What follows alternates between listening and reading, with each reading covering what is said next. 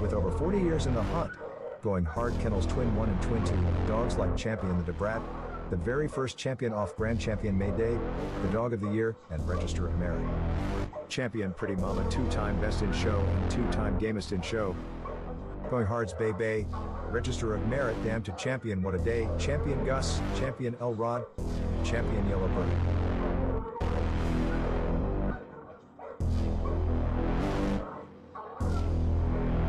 So pull up a seat, and let's talk dogs.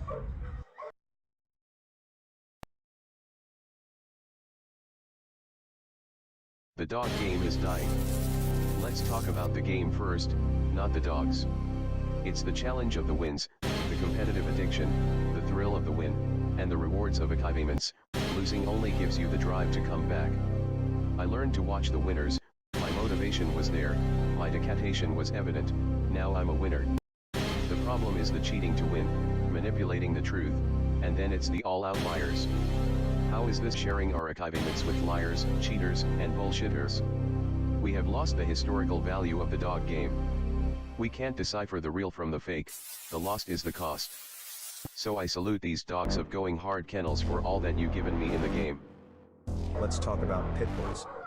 The history, the breeding, the maintaining and feeding, and the controversies surrounding the great hunts. Come interact with the legends, and ask questions, and listen to their stories as we talk about kennels and dogs of the past and present. Hosted by one of the game's most respected kennels, with over 40 years in the hunt, going hard kennels Twin 1 and Twin 2, dogs like Champion the Brat, the very first champion off Grand Champion Mayday, the Dog of the Year, and Register of Merit. Champion Pretty Mama, 2-time Best in Show and 2-time Gamest in Show. Going hard's Bay Bay, Register of Merit, Damn to Champion What a Day, Champion Gus, Champion Elrod, Champion Yellow Bird.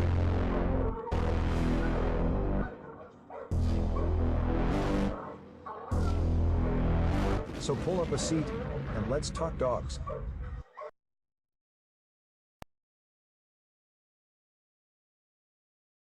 The dog game is dying. Let's talk about the game first, not the dogs. It's the challenge of the wins, the competitive addiction, the thrill of the win, and the rewards of achievements. Losing only gives you the drive to come back. I learned to watch the winners, my motivation was there, my dedication was evident, now I'm a winner. The problem is the cheating to win, manipulating the truth, and then it's the all-out liars. How is this sharing our achievements with liars, cheaters, and bullshitters? We have lost the historical value of the dog game. We can't decipher the real from the fake, the lost is the cost. So I salute these dogs of going hard kennels for all that you've given me in the game. Let's talk about pit bulls. The history, the breeding, the maintaining and feeding, and the controversies surrounding the great hunts. Come interact with the legends, and ask questions, and listen to their stories as we talk about kennels and dogs of the past and present. Hosted by one of the game's most respected kennels, with over 40 years in the hunt, going hard kennels Twin 1 and Twin 2, dogs like Champion the Brat, the very first champion off Grand Champion Mayday, the Dog of the Year, and Register of Merit. Champion Pretty Mama, 2-time Best in Show and 2-time Gamest in Show. Going hard's Bay Bay, Register of Merit, Damn to Champion What a Day, Champion Gus, Champion Elrod, Champion Yellow Bird.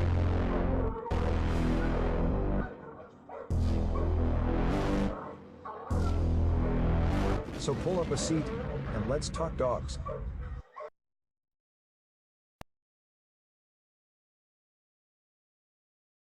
The dog game is dying.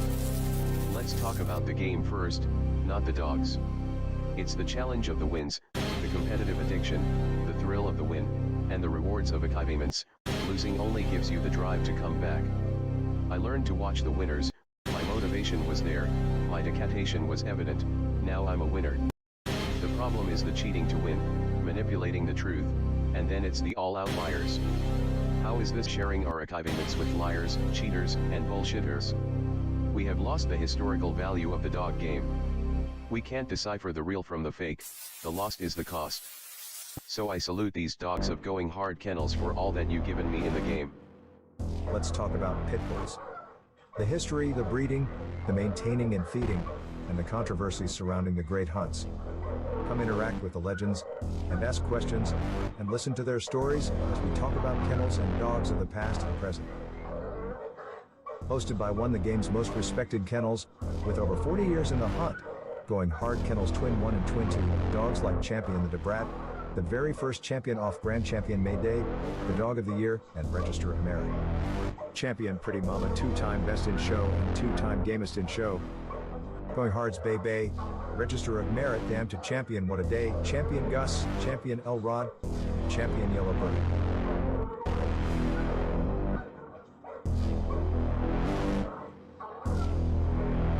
So pull up a seat, and let's talk dogs.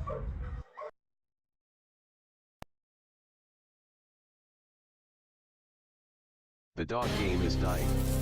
Let's talk about the game first, not the dogs. It's the challenge of the wins, the competitive addiction, the thrill of the win, and the rewards of achievements. Losing only gives you the drive to come back. I learned to watch the winners, my motivation was there, my dedication was evident, now I'm a winner.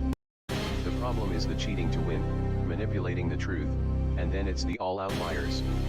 How is this sharing our achievements with liars, cheaters, and bullshitters? We have lost the historical value of the dog game. We can't decipher the real from the fake, the lost is the cost.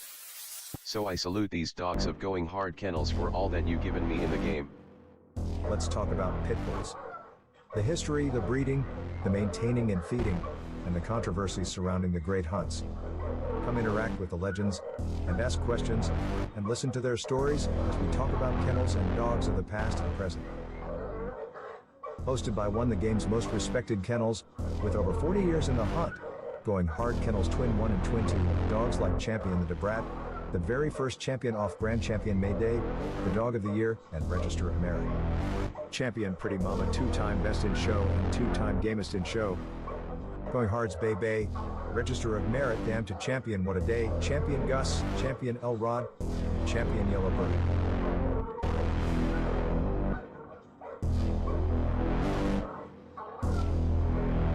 So pull up a seat, and let's talk dogs.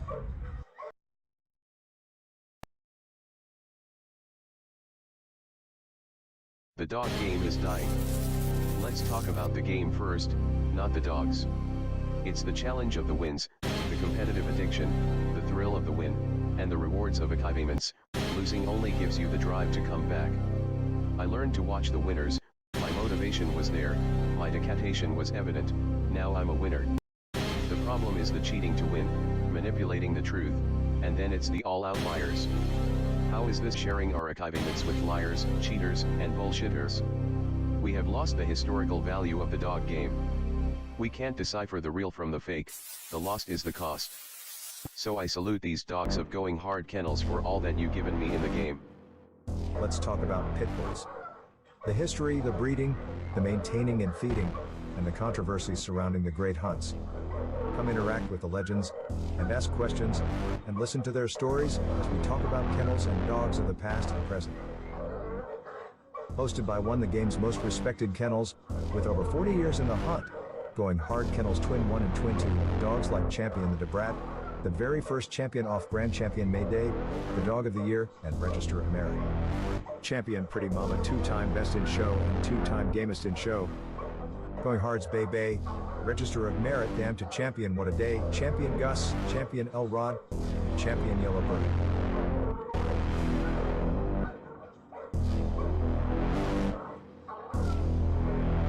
So pull up a seat, and let's talk dogs.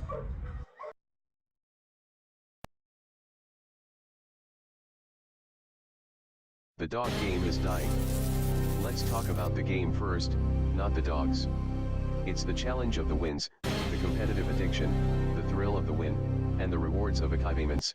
Losing only gives you the drive to come back. I learned to watch the winners, my motivation was there, my dedication was evident, now I'm a winner. The problem is the cheating to win, manipulating the truth, and then it's the all outliers. How is this sharing our achievements with liars, cheaters, and bullshitters? We have lost the historical value of the dog game.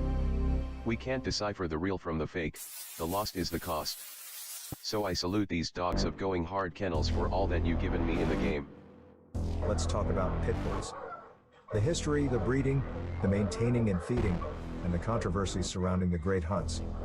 Come interact with the legends, and ask questions, and listen to their stories as we talk about kennels and dogs of the past and present. Hosted by one of the game's most respected kennels, with over 40 years in the hunt, going hard kennels Twin 1 and Twin 2, dogs like Champion the BRED, the very first champion off Grand Champion May Day, the Dog of the Year, and Register of Merit. Champion Pretty Mama, 2-time Best in Show and 2-time Gamest in Show. Going Hard's Bay Bay, Register of Merit, Damn to Champion What a Day, Champion Gus, Champion Elrod, Champion Yellowbird.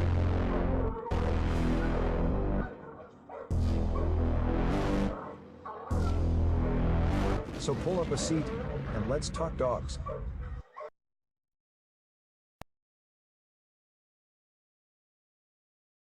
The dog game is dying. Let's talk about the game first, not the dogs. It's the challenge of the wins, the competitive addiction, the thrill of the win, and the rewards of achievements. Losing only gives you the drive to come back. I learned to watch the winners, my motivation was there, my dedication was evident, now I'm a winner. The problem is the cheating to win, manipulating the truth, and then it's the all outliers. How is this sharing our achievements with liars, cheaters, and bullshitters?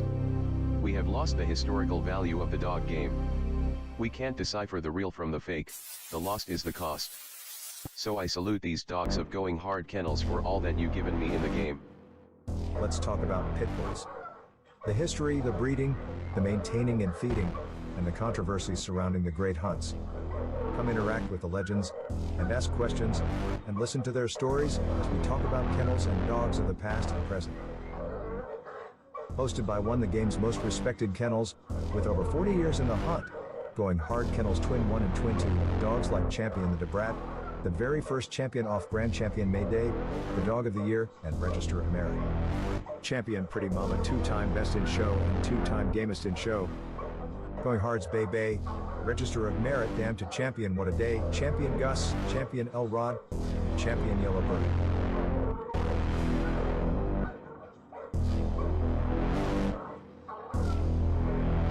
So pull up a seat, and let's talk dogs.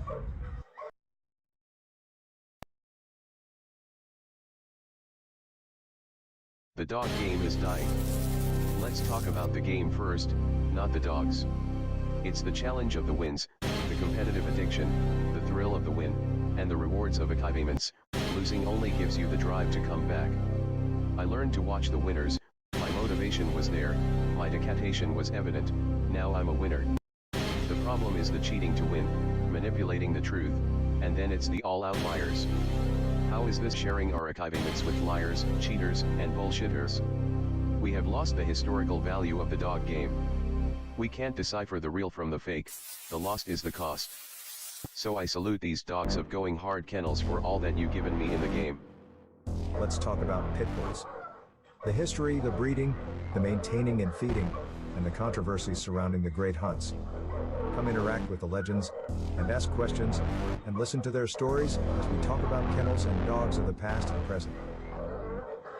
Hosted by one of the game's most respected kennels, with over 40 years in the hunt, going hard kennels Twin 1 and Twin 2, dogs like Champion the BRED, the very first champion off Grand Champion May Day, the Dog of the Year, and Register of Merit. Champion Pretty Mama, 2-time Best in Show and 2-time Gamest in Show. Going Hard's Bay Bay, Register of Merit, Damn to Champion What a Day, Champion Gus, Champion Elrod, Champion Yellowbird.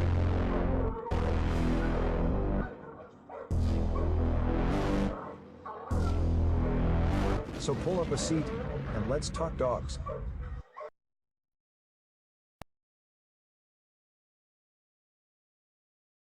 The dog game is dying.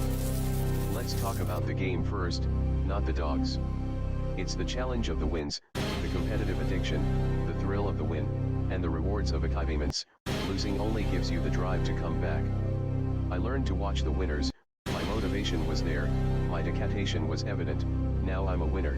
The problem is the cheating to win, manipulating the truth, and then it's the all outliers.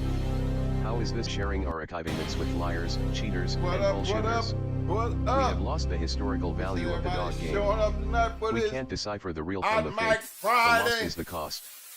So I salute these dogs of going hard kennels for all that you Fat given me in the game. coming in, Let's opening talk the about house pit up bulls.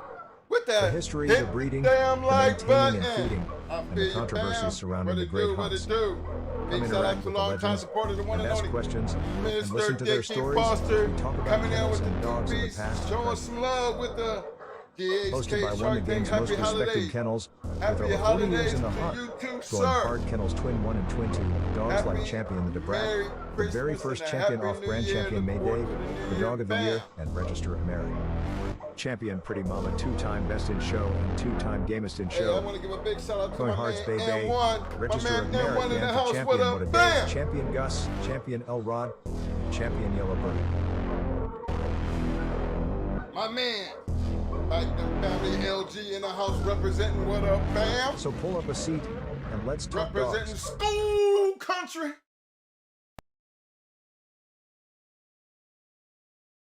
The dog game is dying. Let's talk about the game first, not the dogs.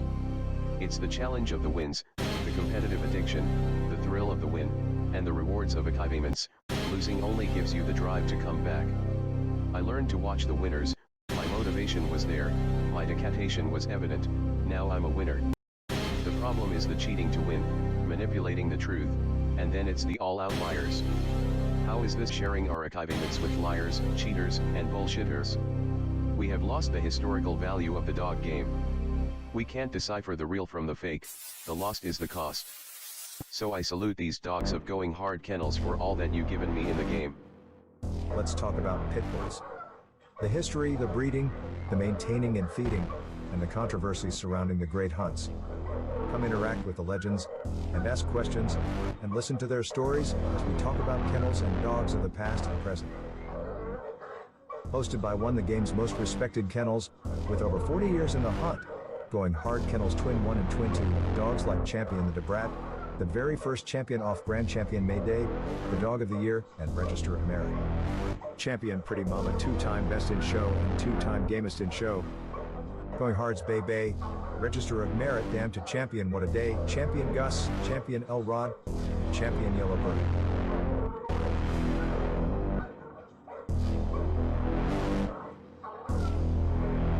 So pull up a seat, and let's talk dogs.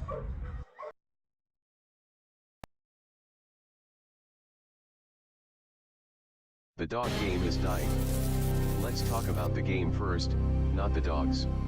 It's the challenge of the wins, the competitive addiction, the thrill of the win, and the rewards of achievements. Losing only gives you the drive to come back. I learned to watch the winners, my motivation was there, my dedication was evident, now I'm a winner. The problem is the cheating to win, manipulating the truth, and then it's the all-out liars. How is this sharing our achievements with liars, cheaters, and bullshitters? We have lost the historical value of the dog game. We can't decipher the real from the fake, the lost is the cost. So I salute these dogs of going hard kennels for all that you've given me in the game. Let's talk about pit bulls. The history, the breeding, the maintaining and feeding, and the controversies surrounding the great hunts. Come interact with the legends, and ask questions, and listen to their stories as we talk about kennels and dogs of the past and present. Hosted by one of the game's most respected kennels, with over 40 years in the hunt, going hard kennels Twin 1 and Twin 2, dogs like Champion the Brat, the very first champion off Grand Champion May Day, the Dog of the Year, and Register of Merit. Champion Pretty Mama, 2-time Best in Show and 2-time Gamest in Show. Going Hard's Bay Bay, Register of Merit, Damn to Champion What a Day, Champion Gus, Champion Elrod, Champion Yellowbird.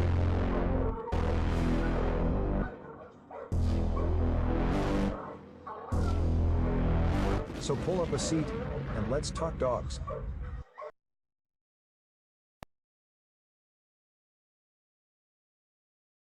The dog game is dying. Let's talk about the game first, not the dogs. It's the challenge of the wins, the competitive addiction, the thrill of the win, and the rewards of achievements. Losing only gives you the drive to come back. I learned to watch the winners, my motivation was there, my dedication was evident, now I'm a winner. The problem is the cheating to win, manipulating the truth, and then it's the all-out liars. How is this sharing our achievements with liars, cheaters, and bullshitters? We have lost the historical value of the dog game. We can't decipher the real from the fake, the lost is the cost. So I salute these dogs of going hard kennels for all that you've given me in the game. Let's talk about pit bulls. The history, the breeding, the maintaining and feeding, and the controversies surrounding the great hunts. Come interact with the legends, and ask questions, and listen to their stories as we talk about kennels and dogs of the past and present. Hosted by one of the game's most respected kennels, with over 40 years in the hunt, going hard kennels Twin 1 and Twin 2, dogs like Champion the BRED, the very first champion off Grand Champion May Day, the Dog of the Year, and Register of Merit. Champion Pretty Mama, 2-time Best in Show and 2-time Gamest in Show. Going Hard's Bay Bay, Register of Merit, Damn to Champion What a Day, Champion Gus, Champion Elrod, Champion Yellowbird.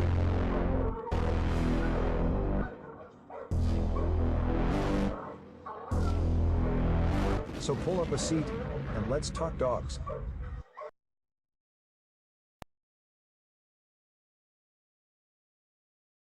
The dog game is dying. Let's talk about the game first, not the dogs.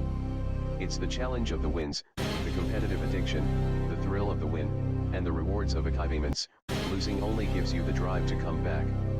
I learned to watch the winners, my motivation was there, my dedication was evident, now I'm a winner. The problem is the cheating to win, manipulating the truth, and then it's the all outliers. How is this sharing our achievements with liars, cheaters, and bullshitters? We have lost the historical value of the dog game.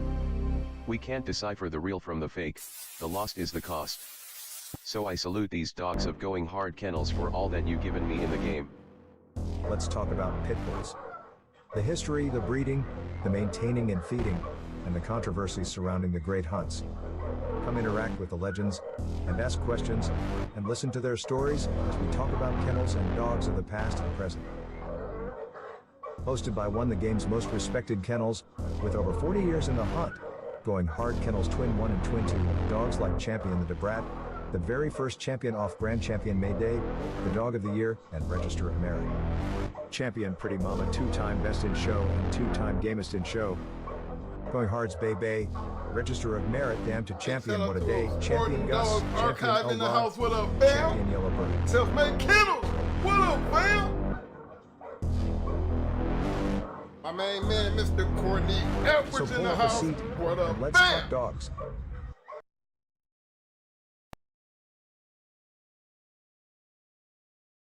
The dog game is dying.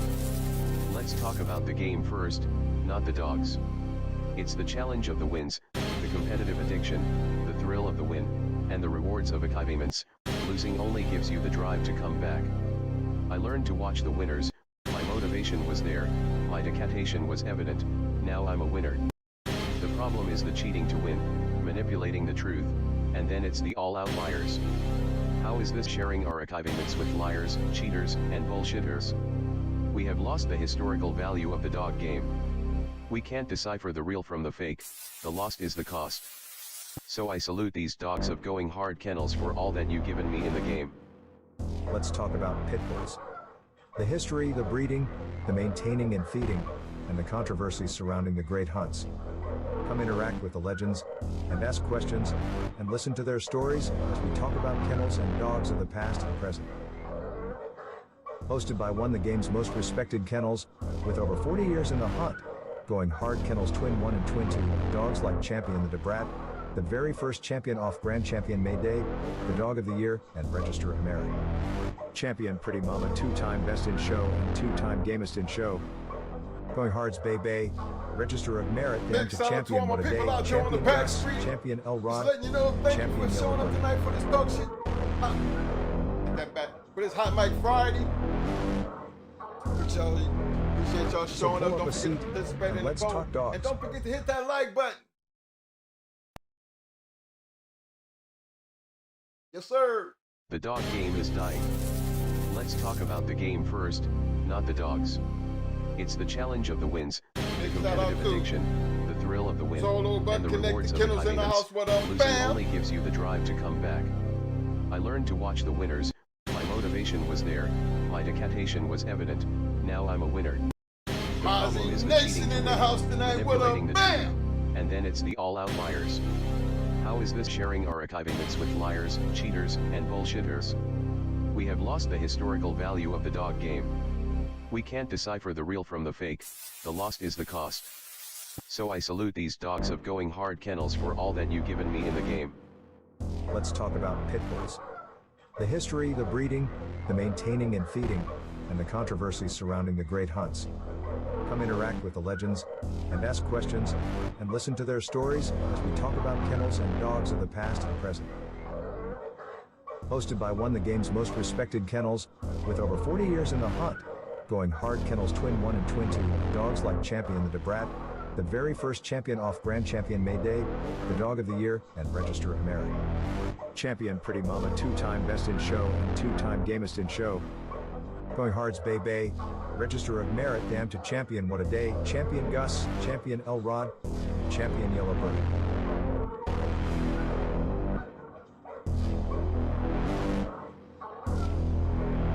So pull up a seat, and let's talk dogs.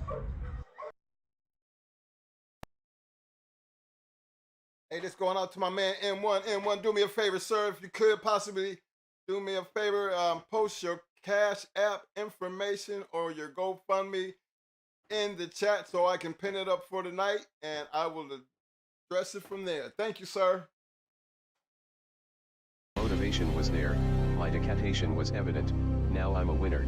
The problem is the cheating to win, manipulating the truth, and then it's the all-out liars. What up, fam? How is this sharing our archivements with liars, cheaters, and bullshitters? We have lost the historical value of the dog game. We can't decipher the real from the fake, the lost is the cost. So I salute these dogs of going hard kennels for all that you've given me in the game. Let's talk about pit bulls. The history, the breeding, the maintaining and feeding, and the controversies surrounding the great hunts.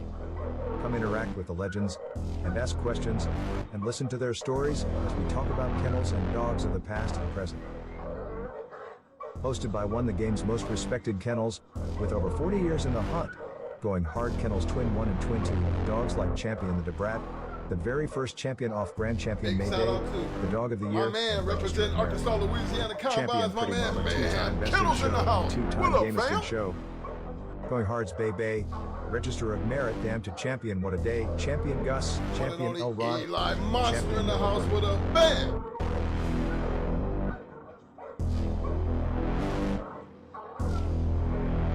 So pull up a seat, and let's talk Big dogs. shout out to Self-Made Kennels in the house. What up, bam.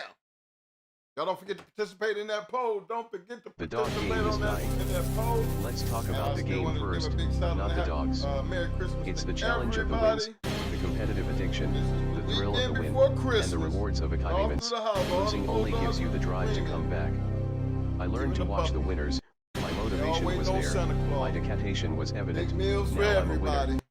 The problem is the cheating to win, manipulating the truth, and then it's the all-out liars. How is this sharing our archivements with liars, cheaters, and bullshitters? We have lost the historical value of the dog game. We can't decipher the real from the fake, the lost is the cost. So I salute these dogs of going hard kennels for all that you've given me in the game. Let's talk about pit bulls. The history, the breeding, the maintaining and feeding, and the controversies surrounding the great hunts. Come interact with the legends, and ask questions, and listen to their stories as we talk about kennels and dogs of the past and present. Hosted by one of the game's most respected kennels, with over 40 years in the hunt, going hard kennels Twin 1 and Twin 2, dogs like Champion the Brat, the very first champion off Grand Champion May Day, the Dog of the Year, and Register of Merit. Champion Pretty Mama, 2-time Best in Show and 2-time Gamest in Show. Going Hard's Bay Bay, Register of Merit, Damn to Champion What a Day, Champion Gus, Champion Elrod, Champion Yellowbird.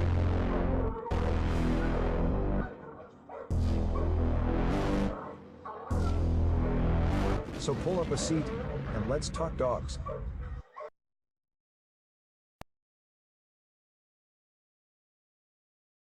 The dog game is dying. Let's talk about the game first, not the dogs. It's the challenge of the wins, the competitive addiction, the thrill of the win, and the rewards of archivements. Losing only gives you the drive to come back. I learned to watch the winners, my motivation was there, my decapitation was evident, now I'm a winner. The problem is the cheating to win, manipulating the truth, and then it's the all outliers. How is this sharing our achievements with liars, cheaters, and bullshitters? We have lost the historical value of the dog game. We can't decipher the real from the fake, the lost is the cost. So I salute these dogs of going hard kennels for all that you've given me in the game. Let's talk about pit bulls. The history, the breeding, the maintaining and feeding, and the controversies surrounding the great hunts. Come interact with the legends, and ask questions, and listen to their stories as we talk about kennels and dogs of the past and present. Hosted by one of the game's most respected kennels, with over 40 years in the hunt, going hard kennels Twin 1 and Twin 2, dogs like Champion the Brat, the very first champion off Grand Champion May Day, the Dog of the Year, and Register of Merit. Champion Pretty Mama, two-time Best in Show and two-time Gamest in Show. Mr. 216 Going in Hard's the house. Bay What up, fam? Register of Merit, Damn to Champion What a Day, Champion Gus, Champion Elrod, Champion Yellowbird.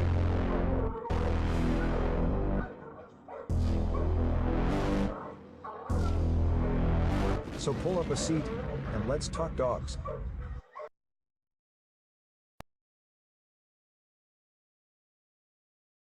The dog game is dying. Let's talk about the game first, not the dogs. It's the challenge of the wins, the competitive addiction, the thrill of the win, and the rewards of achievements. Losing only gives you the drive to come back. I learned to watch the winners, my motivation was there, my dedication was evident, now I'm a winner. The problem is the cheating to win, manipulating the truth, and then it's the all outliers. How is this sharing our achievements with liars, cheaters, and bullshitters? We have lost the historical value of the dog game. We can't decipher the real from the fake, the lost is the cost. So I salute these dogs of going hard kennels for all that you've given me in the game. Let's talk about pit bulls. The history, the breeding, the maintaining and feeding, and the controversies surrounding the great hunts. Come interact with the legends, and ask questions, and listen to their stories as we talk about kennels and dogs of the past and present. My man Hosted Kevin by B one in of the the game's house. most What up, Mr. respected B? kennels, with over 40 years in the hunt, going hard kennels Twin 1 and Twin 2, dogs like Champion the Brat, the very first champion off Grand Champion May Day, the Dog of the Year, and Register of Merit. Champion Pretty Mama, two-time Best in Show and two-time Gamest in Show. Going Hard's Bay, Register of Merit, Damn to Champion What a Day, Champion Gus, Champion Elrod, Champion Yellowbird.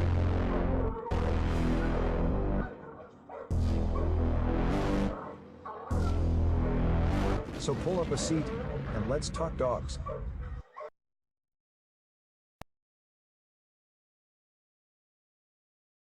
The dog game is dying. Let's talk about the game first, not the dogs. It's the challenge of the wins, the competitive addiction, the thrill of the win, and the rewards of achievements. Losing only gives you the drive to come back. I learned to watch the winners, my motivation was there, my dedication was evident, now I'm a winner. The problem is the cheating to win, manipulating the truth, and then it's the all outliers. How is this sharing our achievements with liars, cheaters, and bullshitters? We have lost the historical value of the dog game. We can't decipher the real from the fake, the lost is the cost. So I salute these dogs of going hard kennels for all that you've given me in the game. Let's talk about pit bulls. The history, the breeding, the maintaining and feeding, and the controversies surrounding the great hunts. Come interact with the legends, and ask questions, and listen to their stories as we talk about kennels and dogs of the past and present. Hosted by one of the game's most respected kennels, with over 40 years in the hunt, going hard kennels Twin 1 and Twin 2, dogs like Champion the Brat, the very first champion off Grand Champion May Day, the Dog of the Year, and Register of Merit. Champion Pretty Mama, two-time Best in Show and two-time Gamest in Show. Going Hard's Bay, Register of Merit, Damn to Champion What a Day, Champion Gus, Champion Elrod, Champion Yellowbird.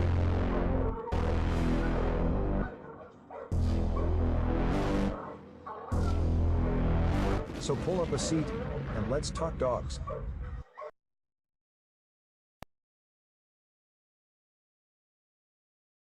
The dog game is dying. Let's talk about the game first, not the dogs. It's the challenge of the wins, the competitive addiction, the thrill of the win, and the rewards of achievements. Losing only gives you the drive to come back. I learned to watch the winners, my motivation motivation was there, my dedication was evident, now I'm a winner. The problem is the cheating to win, manipulating the What up, everybody? What up? What is up? First thing I want to do is start off and say Merry Christmas to everybody. And I know I'm hoping everybody have a Happy New Year. Big shout out to, again, all my people on the back street.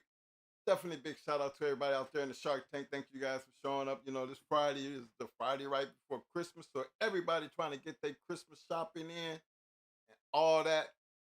You know, so, you know, it's that time of the year where, you know, it's supposed to be a merry, merry Christmas, and we try to do things in a merry, merry way.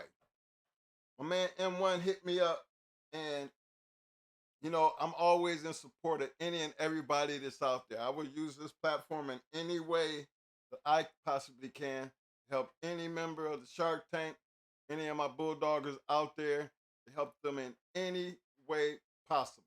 My man gave me a call, and he moving from Texas to Mississippi, and they got him a nice big piece of land out there. But the problem is he needed to get that land cleared. So I'm looking to help him get that land cleared.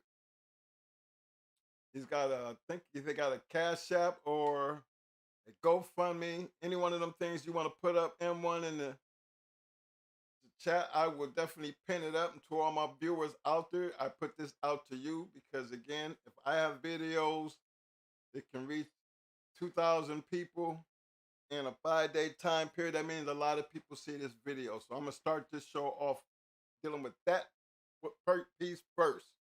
Y'all can help this young man in any type of way.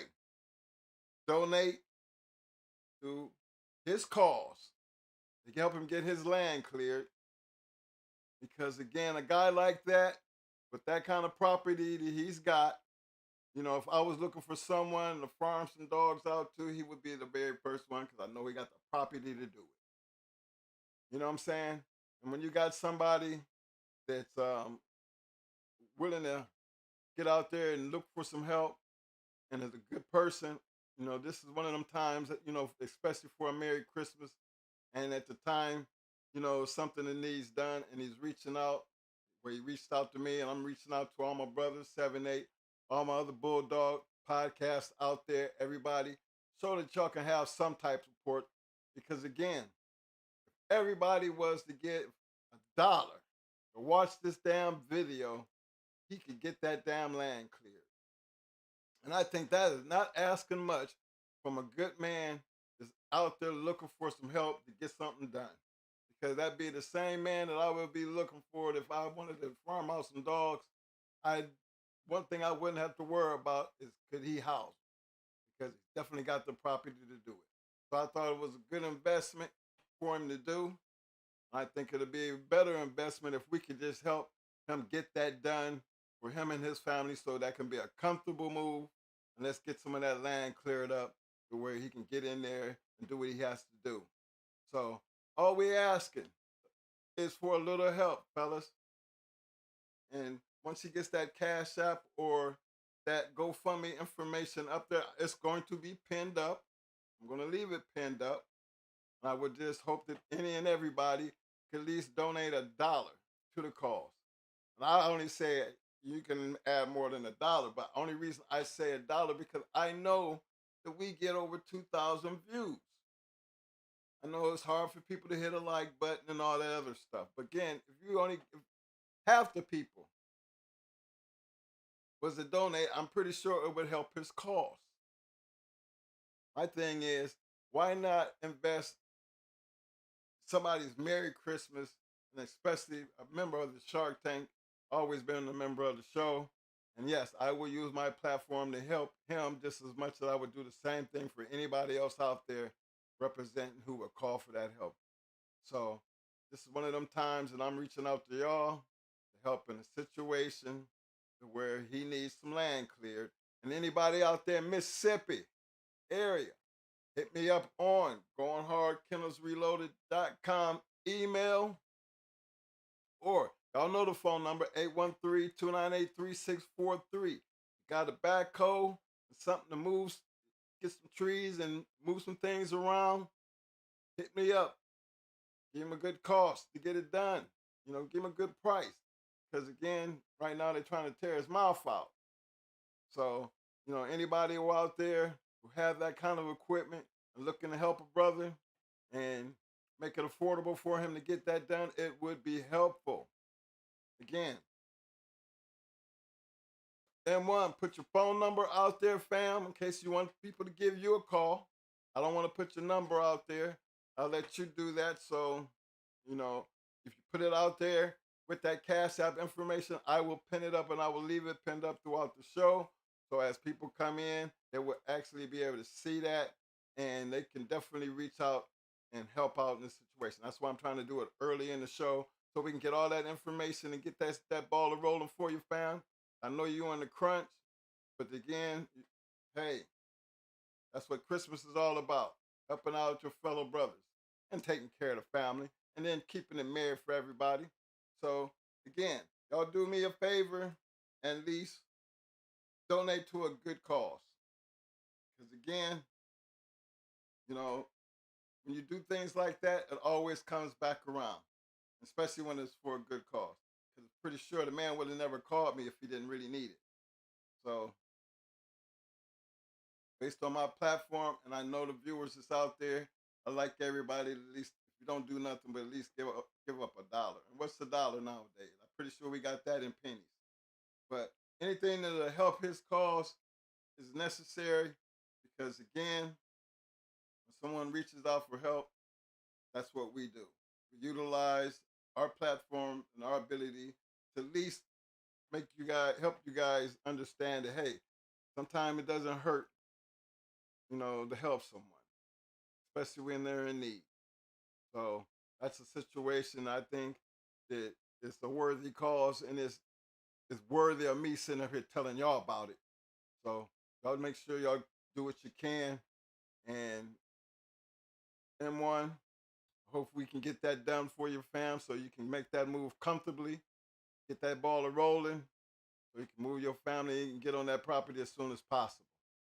So big shout out to M1 for reaching out to me and big shout out for everybody else who helps him out in this situation.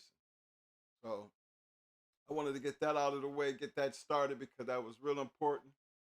And I just think it's easier to do it now, early in the video, than to do it later where it might get lost. So I know all my people on the back street, all my boys out there, y'all know what's happening. Dig in your pocket, man. See what y'all can do to help this young man out. Appreciate that. And again, it's Christmas. I got grandbabies and everything to deal with. But the thing is, for me, they all, I don't have to worry about having a house full of kids. It was different for me back in the day when I had a house full of kids. This is my time where I can just sit back and be listening to Grandpa, Merry Christmas, to a phone call. You know what I'm saying? Because, man, you don't understand when you got grandkids and kids all in one area at one time. I did that on Thanksgiving, and let me tell you, woo! I had the shakes because I brought back memories. Remember, raising 6 kids is a lot of damn kids. For real. And then a house full of them, boys and girls. 2-bedroom house. I mean, a 5-bedroom house, 2 bathrooms. Woo! It was rough, but they had the luxuries of life, and that's what really mattered when you're putting in that work. So I look forward to helping any and everybody who's willing to put in that work, and try to make it a Merry Christmas for the young man. And just to know that, you guys come through for me in my hardest times in life, especially with the prayers and the blessings throughout the two, actually my 2 major tragedies, with my sister and then my situation, and then losing a brother. It's all, that's just a part of life, I guess. But, when it hits right here and close to home, it's good to know that people, they care. So I just want everybody to show some love and take advantage of the information that we give out. And like we're gonna be passing that tray around. And I put that out there to all my brothers podcast out there. All y'all. I know who you are. TBKs, J-Bos.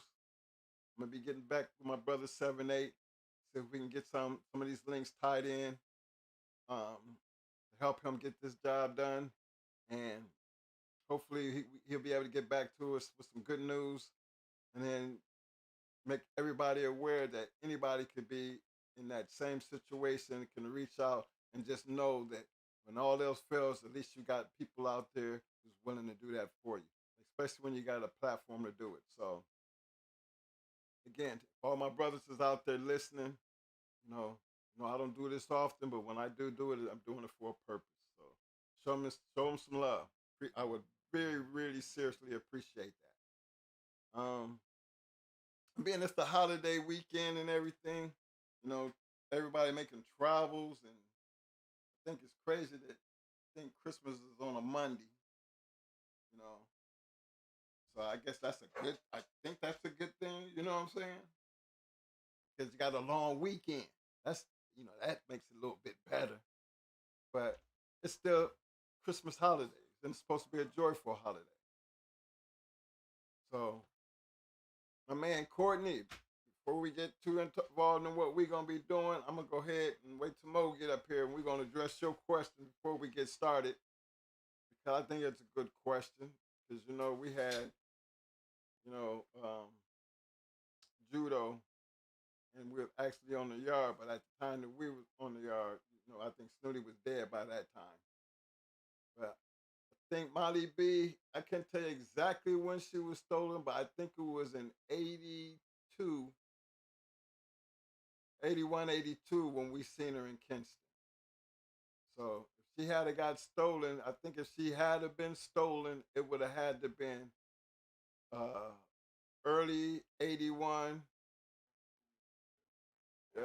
or late, between that 81, early 81, 80 time period. Because he didn't really talk about her much when we was on James Edwards' yard. But again, I'll let Mo fill you in on how that went. Because again, he definitely took us, and that's when we first seen Snooty's tombstone. He did talk a lot about Snooty. Then actually talked a lot about judo. Because remember, that's the dog we didn't buy. He just gave him to us. Didn't know that judo would turn out the way he did. I don't think he would have knew he would have turned out the way he did.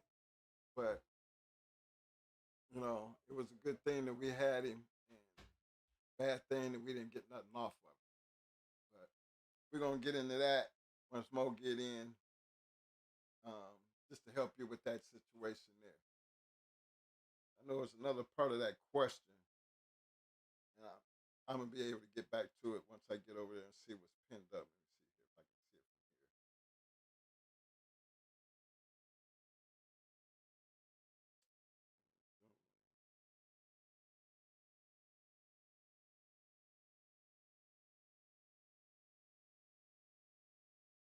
here. About who was all in the litter and who all got what.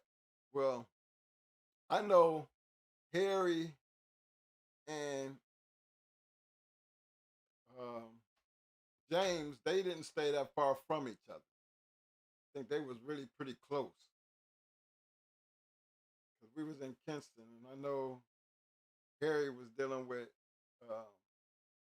Tony, and Tony was right in Kinston. Everybody was Snow Hill type of area. So, yeah, we were all really, really close. I don't know what kind of relationship that James and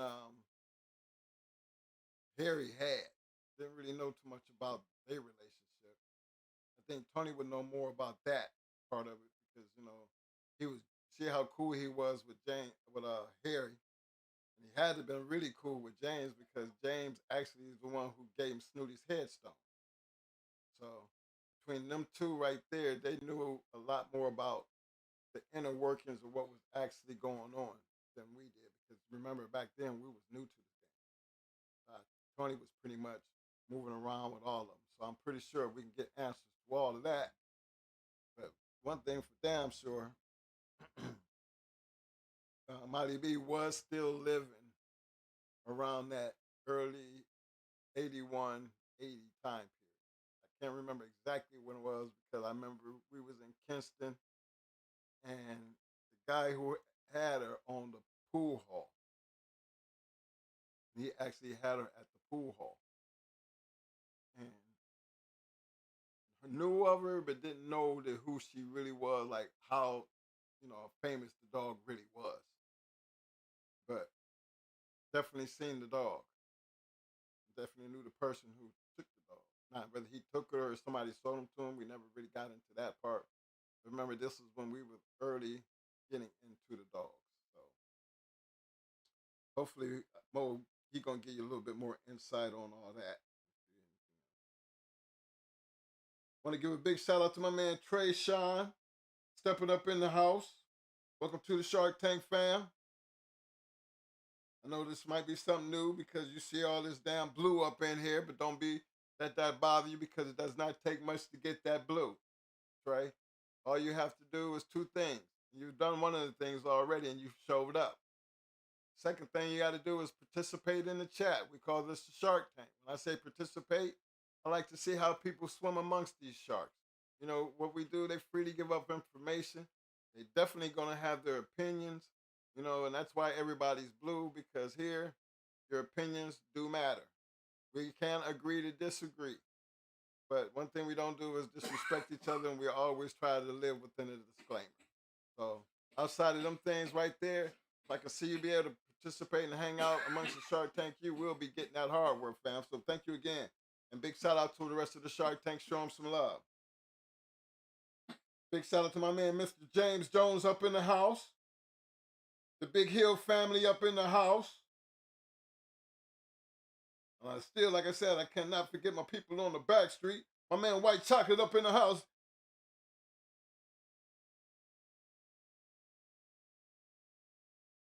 So as I turn this over to Mo, he gonna get into this conversation we're gonna have tonight.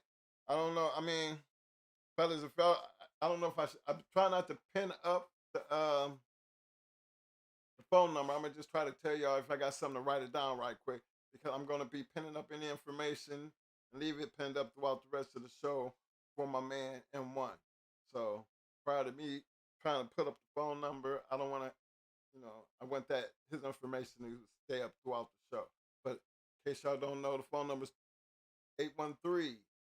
813-298-3643. Again, that's 813-298-3643. Turn this over to Mo. I holla.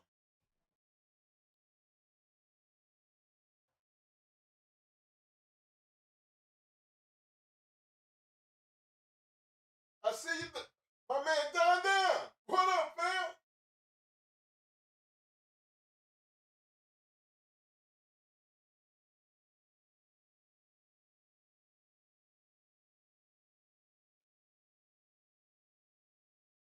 Hey, what's up, yo?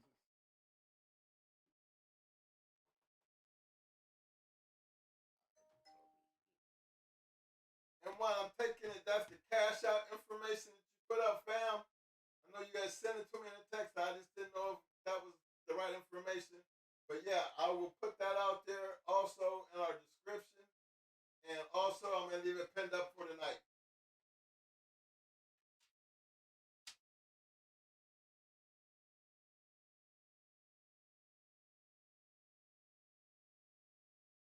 What up, everybody? Give me a minute here. Pour this computer out. Marlon, if you out here, man. Marlon, if you out here, we're going to be talking about the preacher dog. And what is it? Barfield and Jenkins tonight. Your little party. Get ready to call in, my friend.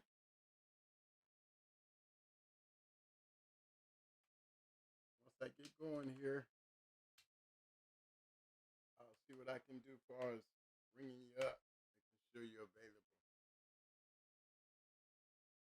My man Sporting Dog Archive said James Edward has Molly B's brother, Hoss Eli, one-time winner also. See? That's good to know. Hey, see, Atlas gave 20 ways. Atlas. Yeah. Correct.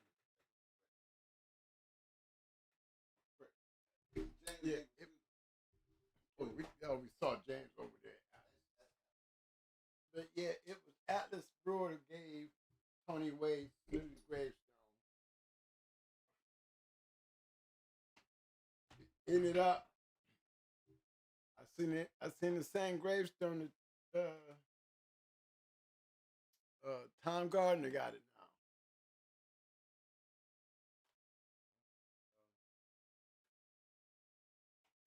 It has moved to a new home. Good home. I would have never gave up my gravestone. I actually had a picture with it 1 year. I think it was like early, like 89, I had it in my hand. I took a picture of it, cheesing it up.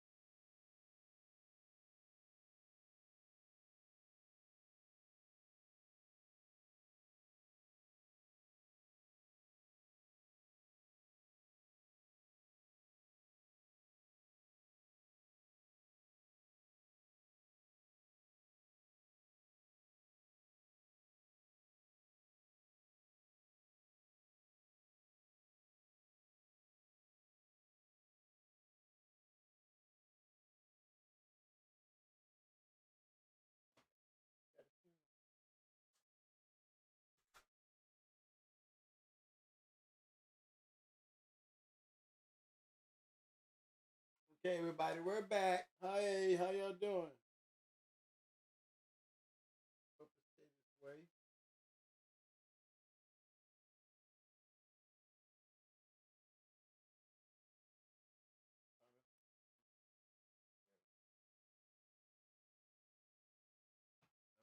Ken?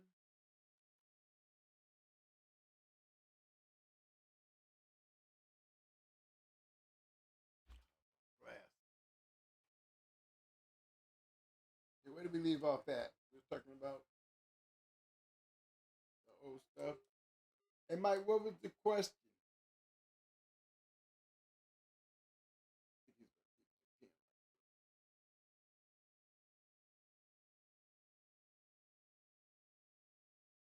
Okay, everybody, y'all just excuse me. I'm running a little late today.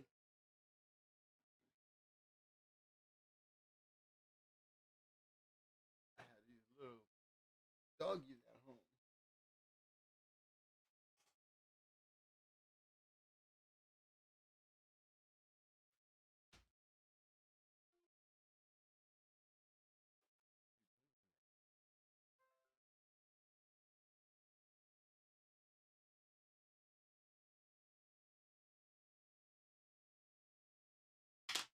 Okay. Hey, what was the thing you want me to get into? Something about Courtney. Courtney's question. Mm-hmm.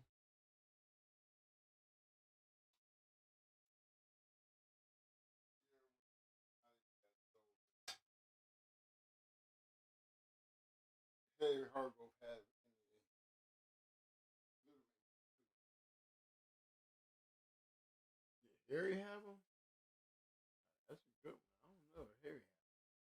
So I didn't really know, really Molly B. You know what I mean? We had judo already, so it was no secret. We knew Molly B was on those papers that we had. Okay, so when when I seen her, we was with Cheryl Powell. When we seen her, it was at this club. She was a chocolate.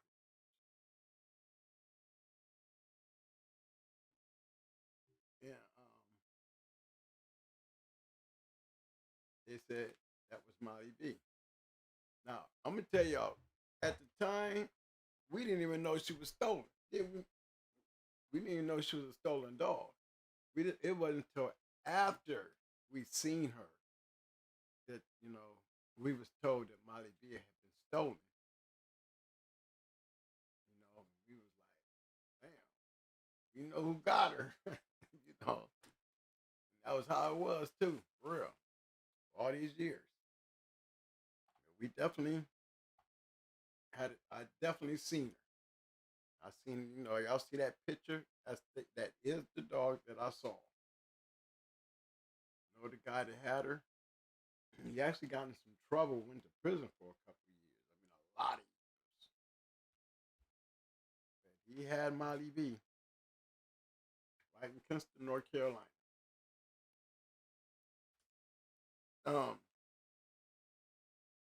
When I was running, we did a lot over at either Atlas's most of the time, because when we did go to James, it was usually on a Sunday. And other than that, it was like every weekend we went up to Mr. Triplett. I know I seen Stevenson's Big Ben. Tanisha Bailey. Big old dog, He was come out this big old house, but Mr. Triplett had him at the time. He said that was Bean. That's Big Ben. Yeah. Stevenson's Big Ben, I didn't know who that was. I know they used to talk about Sykes Sampson a lot. I don't know who Mr. Sykes was, but I know Mr. Triplett talked about him a lot. Back then, down there, I was new to this shit. Remember, I didn't even know what a pedigree was. All I know, I had that paper that Atlas gave me. And what's the name? Old Sheriff Powell, he didn't even, we never sat there and broke down no pedigree. You know what I'm saying, y'all? It wasn't even like breaking down a pedigree or none of that. I knew Levi, because he was on Blood's paper, so, I seen Levi, I saw Blood paperwork on Blood. I never got a chance to see Snooty. I seen some pictures of Red Lady, because she was showing off pictures of Judo's mama. So that was how that went. Remember, I was new to the game, so when I say new, I mean, I'm taking the ride with old Sheriff Powell. I mean, I can't sit there and discuss nothing. I was too busy looking at all these damn dogs on these yards. I ain't used to seeing so many dogs. So that was a definitely an exciting thing for me. So I actually enjoyed going out there on Saturdays. No, we was hunting. I mean, we was always grabbing up something and hunting. One time we did them outside, and it was so hot, y'all. Both dogs, after we scratched them, and they like both of them like passed out. We thought they was gonna die. That's probably when I seen the way Sheriff Powell did it. I said, that's probably why they don't like doing their shit with him. Because he was, these dogs, literally, it was so hot, I thought they was going to die. But because of me knowing how to handle dogs, I got the water hose, turned the water hose on and let it cool, let that cool water, not even, it had to be cool water. And just took the hose and just took both dogs and just sat there and just sprayed, not even spray, just let it pour on their bodies. Their bodies were steaming, like they would have burnt up. But both dogs, but I realized that day, You know, because I always wonder why they didn't want to mess with him.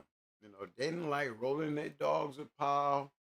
You know, it was just, I never got a chance to roll none of they shit with Sheriff Powell. They gave Sheriff Powell a lot of respect. And they always talk shit about them Hetrick Lightner dogs. They talked a lot about that when it came to talking to Sheriff Powell. You know? So I didn't really know what those dogs was, but I always can remember that Hetrick TNT stuff and that Lightner stuff. You know, they was real high on it, and they gave Powell a lot of pub for having it. You know what I'm saying? So I definitely remember that much. So I remember Levi. I remember those puppies that we bred and how they were sent to PA. And that's why when I look at Tornado Pedigree and I see Sam Lambert's name there, and you know, me being new to the game and seeing it, you know, and say, yeah, that's the dude. Remember, I never met the dude, didn't even know the dude, but I know his name was Sam Lambert, and we sent those dogs to him. And there's the outcome. He said he had there was another one named Duchess. She was a female. He came off of that breeding. There was some pretty nice dogs. And I knew Frank Bunce before I ever met him. You know, I knew Frank Bunce was another guy that name kept popping up when he was dealing with up north. He was pretty cool with Sam, so that's why I've been hoping that if Sam is still alive, you know what I'm saying, I would love to get in touch with him and have a talk with him about Sheriff Powell, because he would know who I'm talking about. Yeah, he would definitely know who I'm talking about, and would probably just tickle him to death to know that I was the one that used to hang out with him, you know, and that's how I knew about him. Was, you know, he always talked about him. He was definitely from the PA. So we always had this little rivalry, like Akron and Pittsburgh, you know, it's like Cleveland Browns. For me, I was a Pittsburgh fan because my family, my little brother was a fan, you know. Back then, you know, you had Jack Lambert, you know, they was those headhunters. So, you know, Pittsburgh was straight my style of football of the hood. Now, I never did like Cleveland Browns. Maybe because I'm from Akron, you know, Akron just don't never have no loyalty to Cleveland when it comes to anything. That's why LeBron, you know, long as he was close to home, you know, it was always a thing, you know, that we would give Cleveland a chance to get that ring. But man, once home started realizing, man, you need to get out of here. Because, you know, Cleveland ain't going to never win that. Not until, you know, you're going to have to come back with that one. Because you've been here way too long and we ain't getting there. Been there, but you ain't getting there. So I tell y'all, Akron had a lot to do with the way he left Cleveland. You know, he didn't go to Cleveland and do his little, I'm going to be going to Miami. You know, he went somewhere else. You know, he always got his awards when he was in Cleveland. He always got them in Akron. Not like he hated Cleveland, you know, it's just that I think he wanted to represent Akron because that's where he was from. And that was his reason for being in Cleveland. But once we could accept him leaving, you know, because we thought it would be best for him to leave if he was going to ever get a ring. And he left, and he got some rings, then he came back and got some rings, got a ring. But he had been to the NBA championship a couple of times, probably just as much as Jordan. He just didn't win the ring. But yeah, those are just some of those ventures that, you know, from Carolina back to home, me learning the game, you know, it was all just really a story in itself. We can tell you a story even about LeBron. We used to came out our neighborhood. Hey, what was that about, Courtney? What was Courtney talking about today? Oh, that was it? Oh, okay. Yeah. When it comes to information about North Carolina, you know, there's other guys that I met, like the dude at the barber shop. Remember the one that had owned the barber shop? He had dogs. Eddie had dogs. Kane had dogs. These are old dudes outside, you know, outside of Tony. You know, Tony was like, no, I saw tape. I saw that big ass wolf he had. These was in the earlier days, and you know, we kept our dogs in Carolina.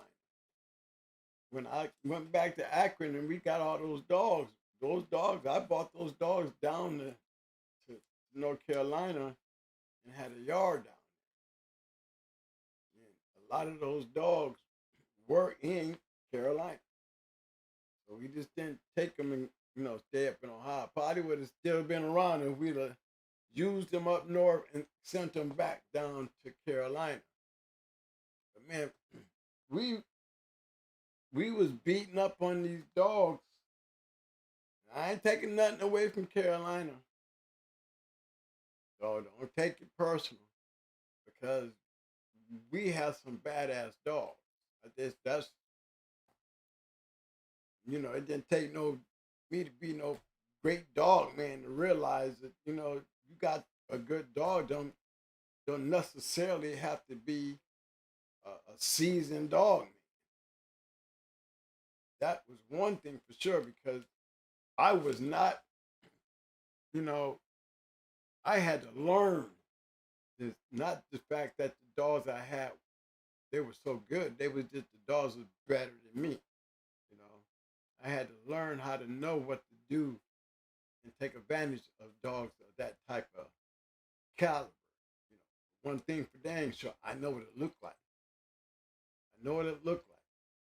And I know what it took. You know, if I want to continue doing what I'm doing out here, then I need to keep that level with dogs, because we never looked it bad with judo. We looked stupid, but we didn't look bad. We didn't look bad with blood. We didn't get, these are Carolina dogs. And then Tony's success, and I would have to say Roster Man, you know, we learned more about him once we got up north. You know, he was right down there, and he was down there in the area. You know, we used to go back and forth to North Carolina Central University. We had some girlfriends out there. You know, we used to shoot back and forth, and you know, one of mine was in Winston-Salem, so you know, I used to always go up that way. Then I always went home up to Ohio. I always took up through that way to Mount Airy, you know, and then when we hit that, was that 77, take it all the way in. So that was our little trip when we lived in North Carolina. Yeah, I can represent North Carolina when it comes to the dogs. I can represent Florida when it comes to the dogs. And I can also rep Ohio when it comes to the dogs. Because in every one of these places, I had some badass dogs.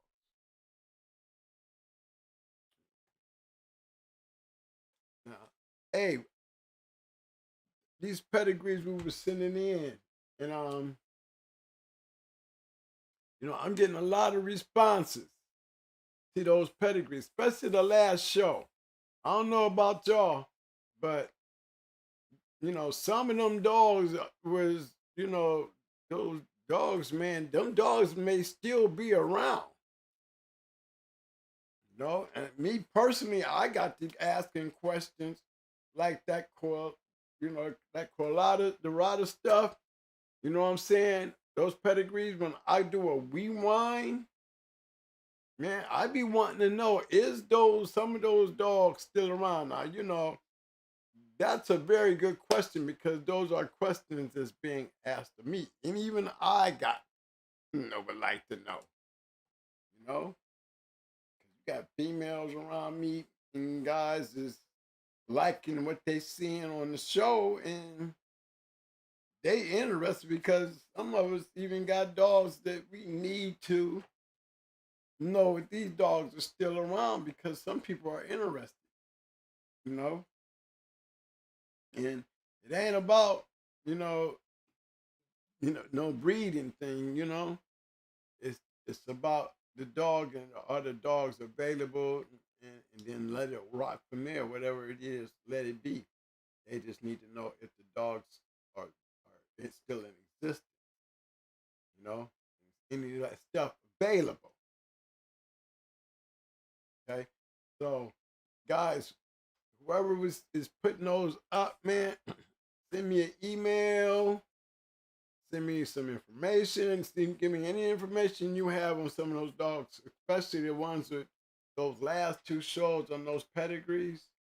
Y'all drew a lot of interest because a lot of people want to know is those the nows. Are those available in the nows? It's a good question because I couldn't answer it, but I was pretty impressed myself. You know what I mean? Yeah. I got a couple more, y'all, in this process that, I want to bring to you. We didn't seen 2 shows of 2 different line of dogs. Well, there's another dog, and I just so happened to hear the dog's names after a guy. Now, Marlon, I'm going to check and see if Marlon's available because he's the one that gave me the information.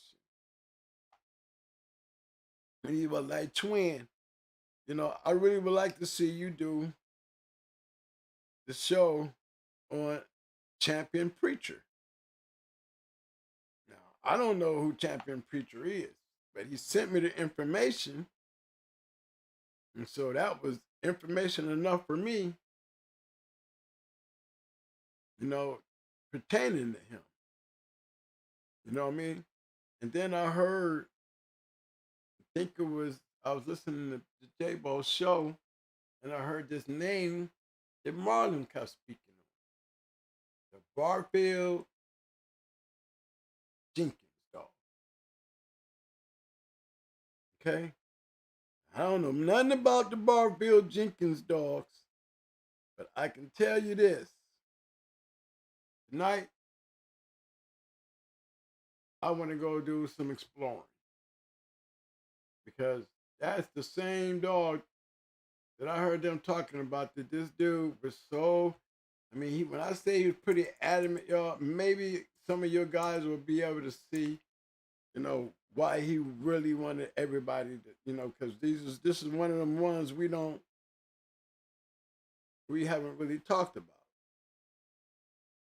Maybe y'all can help me figure out why he was so really, like the hidden gem in the South is what he called it. Y'all help me now. Anybody know who this is?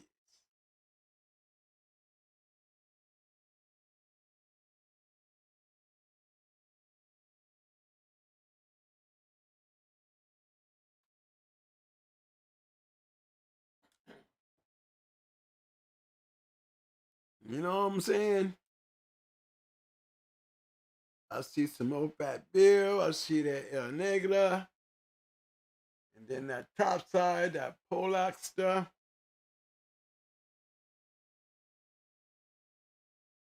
This Champion Preacher.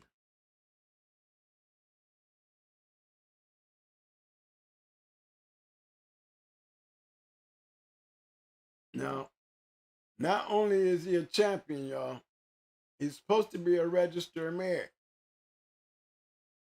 So I ain't never really looked into this part of it.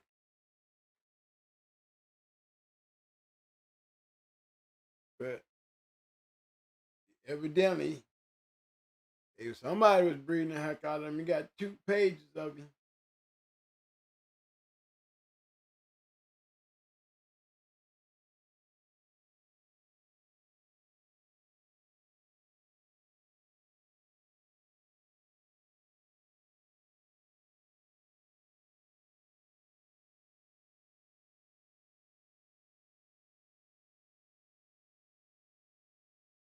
When you breeding to it. When you got 2 pages of people breeding to your dog. Look, they gonna never say never down there. You know, Mike. Yeah, never say never. City limit.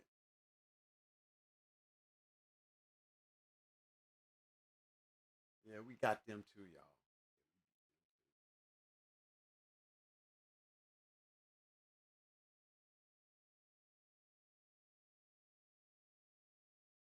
It ain't just no one kennel doing it. You know, somebody's shooting for something. You know what I'm saying? It just evidently.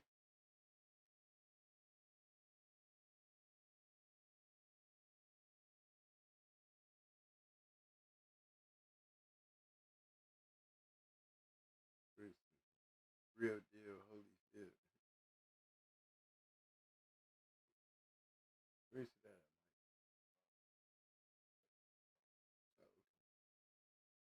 There's one.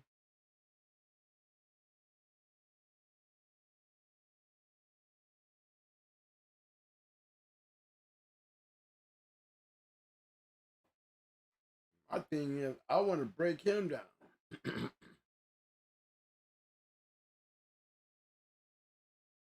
Yes, 42, 47, and 2046.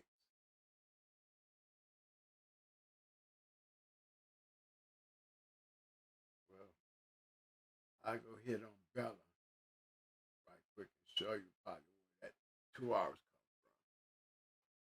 come from. You know what I'm saying? That's a good breed. That's it.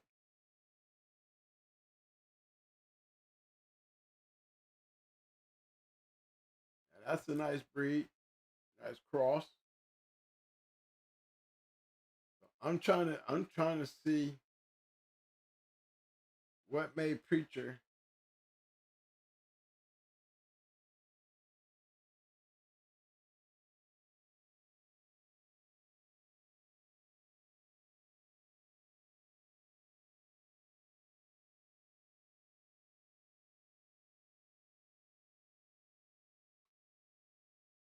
that's a special dog. Now maybe some of you guys might know these people. You know what I mean?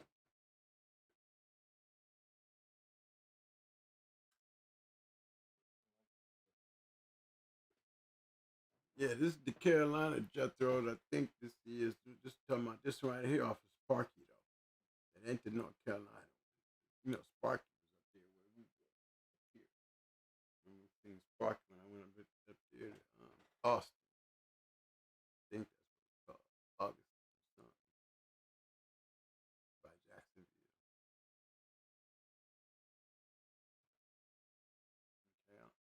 Okay, I'm still looking.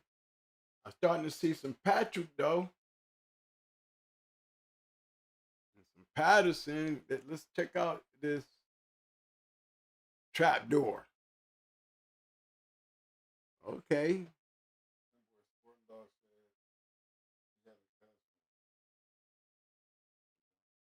North Carolina. Oh man, that's dude. Come on, man. That North Carolina Central, man. We used to sing around them girls' dorms and let them girls throw their underwears and the keys to their room out to us. I love North Carolina Central. Beautiful women. And I like their program.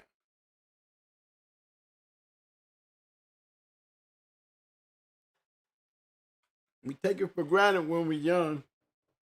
But when we get older, we need to go back and look at them times and really appreciate the shit we did. Okay? Lord help me. But y'all see these dogs, right? Now that's that Pollock's trap door.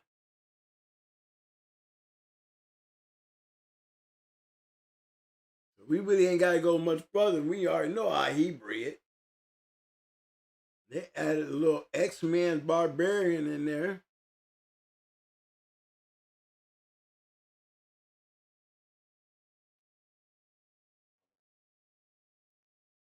I'm telling you, they got all the right stuff. Here's the out right here.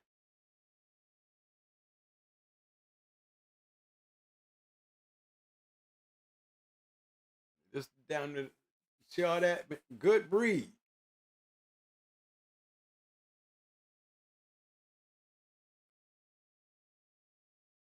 Yeah, I'm seeing a little life.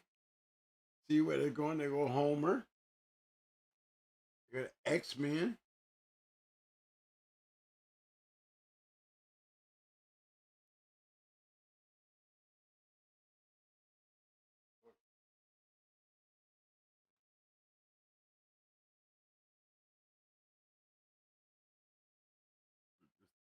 Yeah.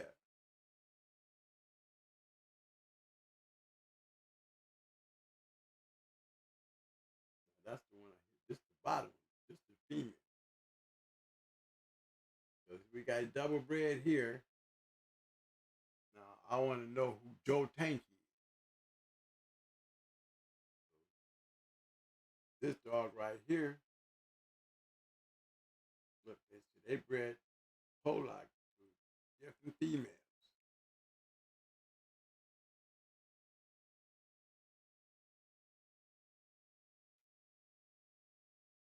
They were talking pretty high and stuff. So Tank. Oh. Starting to look a little interesting, ain't it? That barbarian stuff. This got to be some of that Louisiana breeding because I see Louisiana dogs all over this thing.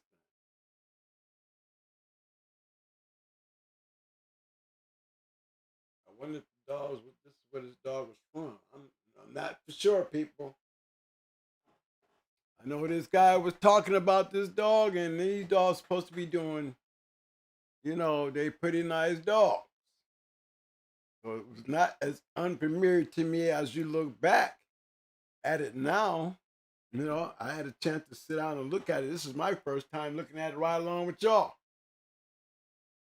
He's supposed to call me. I know he sent me these pedigrees. He definitely was, man, you really need to do this one here. And then this is not the only one.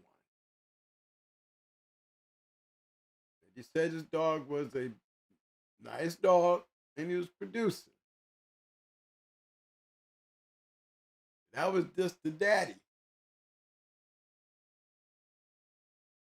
Now we go check on the female, his bottom. Nice top though, Barbarian and Patrick.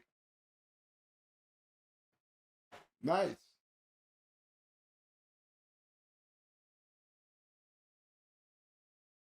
The end results is what matters. Look, they definitely was talking about the Fat Bill stuff in there with Meister. He was definitely on that part right there in that Gardner stuff. So let's go dab a little bit and let's see where it was going with this bottom. Because he took all this bottom, this stuff right here, and he mixed it right in with that Patrick up there. And if we're paying close attention, everybody was using certain things to achieve something. Now, I remember them talking about the Fat Bill. No, that's that. Well, that's a big, healthy dog right there. I know that was Billy. Okay.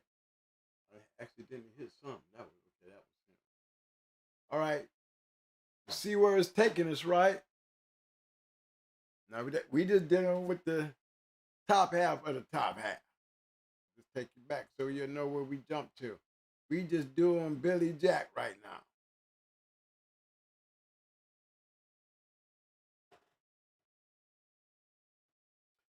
I'm just asking. I just like to know if anybody's familiar with this stuff because, it looks like it should be familiar. I mean, I see a lot of North Carolina in it. I see with the X-Men, they Louisiana. So these is definitely dog man hooking up. Definitely dog man hooking up. These is dog man hooking up. Got this one here, that's Fat Bill all up in this. They go Grand Champion Bo. Bolero. You know, that's heavy Bolero bow right there on the bottom. Miss Bella. Even got that Meister up in there. You see Champion Meister right there. Got Meister top and bottom.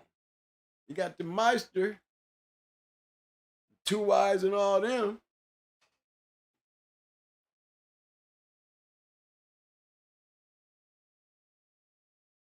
Yeah, that's what it looked like. That's the top side.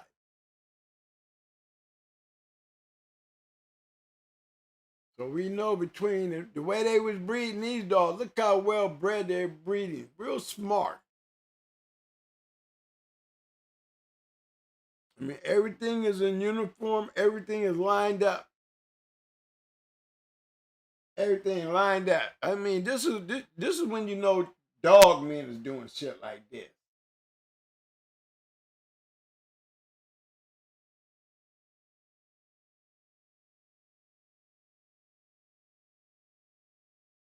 That's some good bred shit. Now this is the bottom, and you still see we still running Zach. So Zach was the key piece here. Even when we drop down into here, you're gonna still see some Fat Bill stuff in there, but look what we're working with. China Rose, Maverick, TBK. Y'all should know this dog right here. We got a spike down here at the bottom.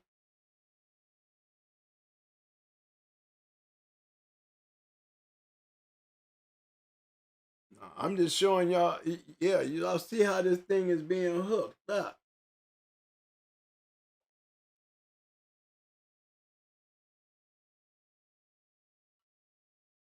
Breeder Tom Gardner. He's hooking it up. For real. So we know why Preacher, just looking at this dog here, it don't look like Preacher look like he bred too well all up in here because the names and people's is a little unfamiliar. No 4 generations of that right there. It looked like it thrown off a little bit. Still got results. Very little, but we got results in this area here. But when you go back here and start looking back here in this 4th generation and dab into that, you have 3 generations that brings you to this conclusion. And to me, at some point, you got to say, hey, you're lucky. You're lucky. Because you got a good line of bred dogs right here. And I would not be surprised wherever this Preacher dog is. This guy said he's throwing some dogs too. Not only is he a champion, he's a registered mare out there and got a couple champions off of him. You know, maybe this is one of those kinds that maybe don't be on Facebook or maybe not all out there on pairs online because you see they got Champion Preacher. But that was just something who was brought to my attention. What's the dog's name? I see Preacher Triple or Triple X. But, you know, just the information I was passed down to. Looked into it and pretty nice.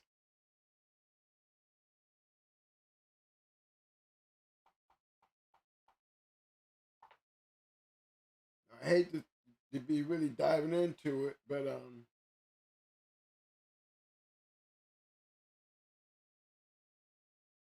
you know, one of the dogs, and I want to go and look it up and see if we can find it. Let me check, okay?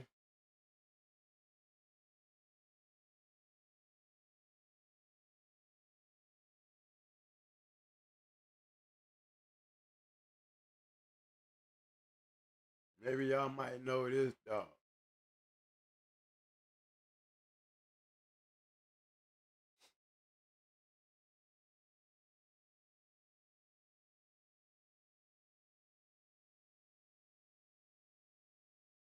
See, I might know this dog. This dog here is a grand champion now. Just a female. There goes daddy. Over there's preacher.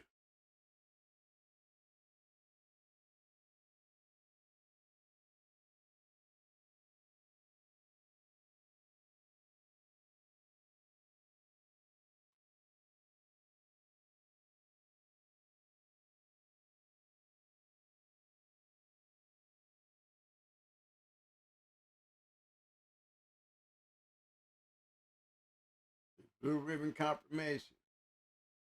That gives you even more insight on what I was talking about as far as, you know what I'm saying?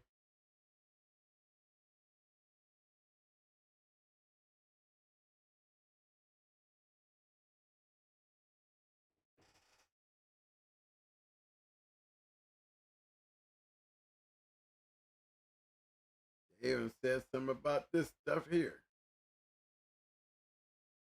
They crossed preacher into this stuff right here.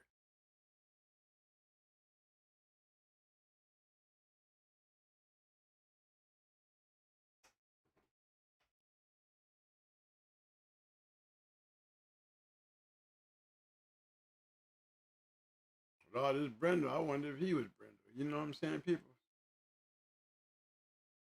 Y'all know that's all that's gonna be heavy Patrick here at the top.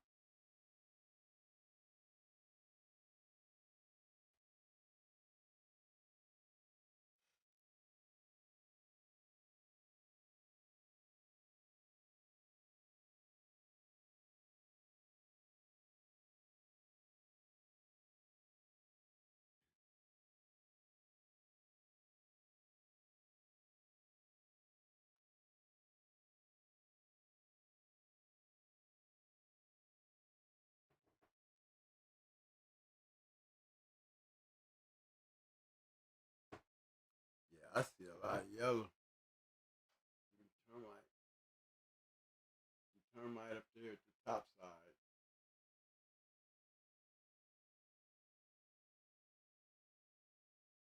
Stumpy.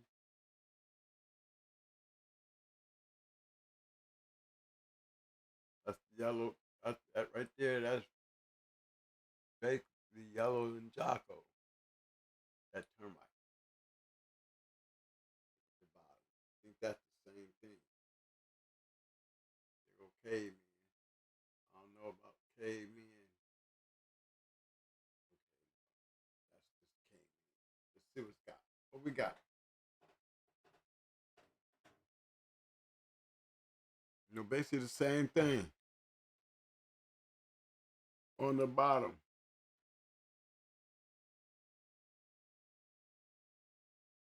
Now, guys, I don't know if you know these dogs. You know, probably somebody out there know. You know, they can confirm because evidently, dog, they exist. You know, I even know X Factor. I know some of the players, but it's this. You know, as we move back towards the front. You know, this is the direction they was leading me in. And you see, these are some show dogs.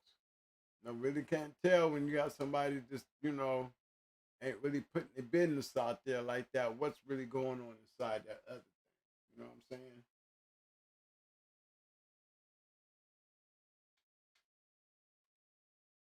But yeah, that was definitely something they say preacher, and you know, we don't see that on the list, but there is preacher right there, champion preacher. We didn't see that one. You know what I mean, Mike? That one right there is supposed to be a grand champion. Probably is in that pedigree though, because he's not a grand champion in this one here. But grand champion Carolina, that's Carolina right there. He's a grand. She's a grand champion.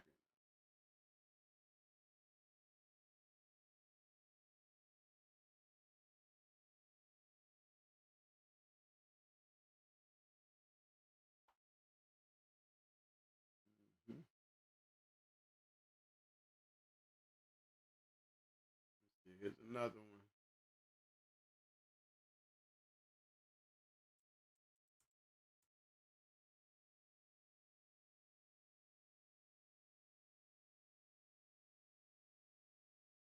Somebody, I'm telling you, I don't know if it was the same, but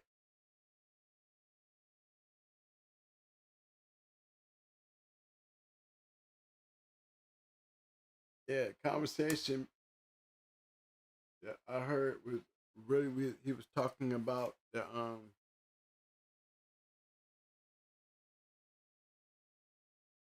that's him. I went. It's the same dog.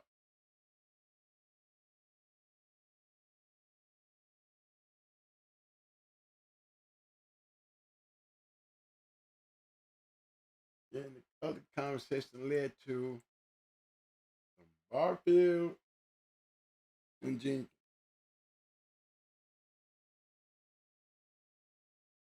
I'm just following along with the pedigrees that I got in here. So I'll just keep putting them in. I'm just going on what I was given. So y'all getting ready to see a lot of this just as I was. I opened them up, but I didn't go diving into them. I like diving into them when I'm on the show so I can be just amazed as y'all. You know what I'm saying? Is that 3 different numbers? That's not the same number I just put in,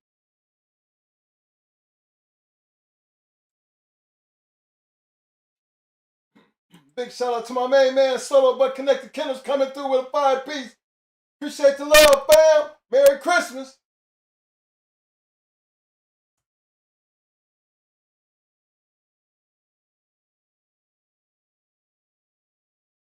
Another big shout out to Live Life Real. What up, fam? Another big shout out to my little brother in the house from another mother, my main man. Jermaine Hunter in the house. What up, fam?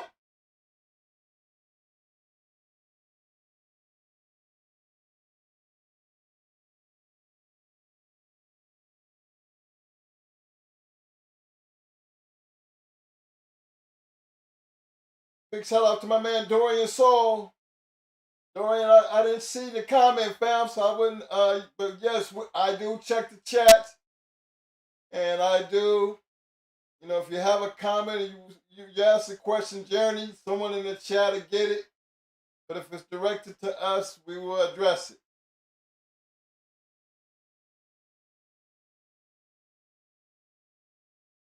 Okay. Guess this is another dog he wanted to make sure that we knew.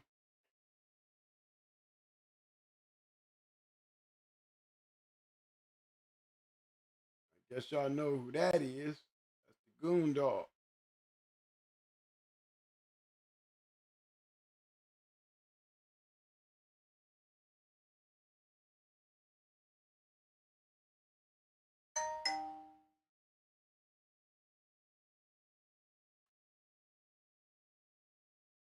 Goon bred pretty good though.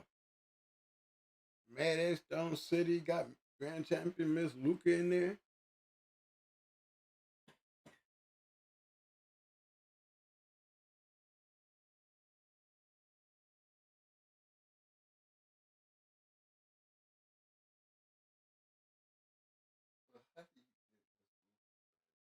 Sneakers and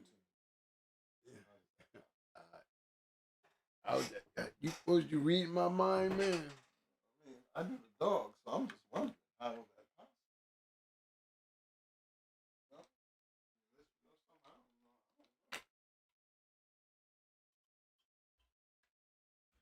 I know there's a big gap between Miss Luca and Nigga Jr.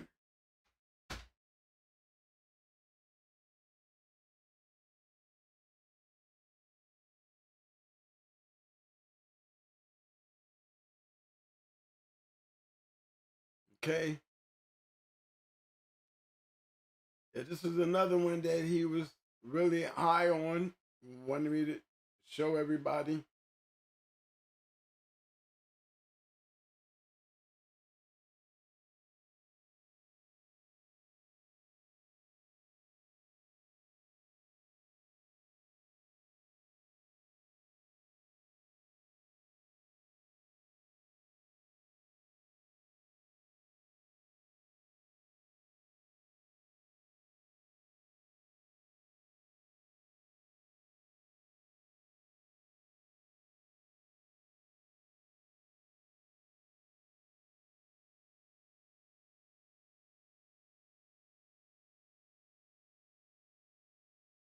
spread to several different types, several different dogs out there. You ain't got to admit that.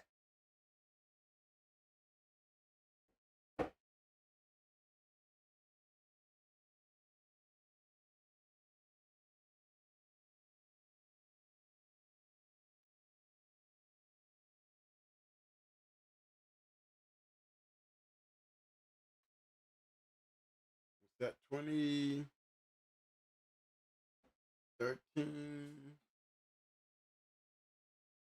36, 39.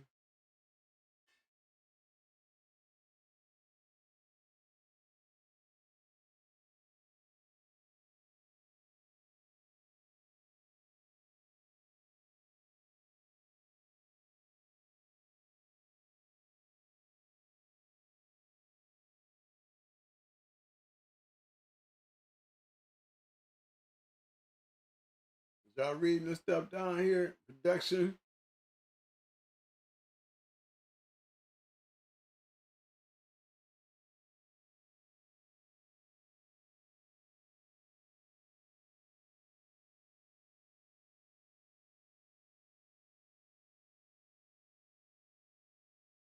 Okay.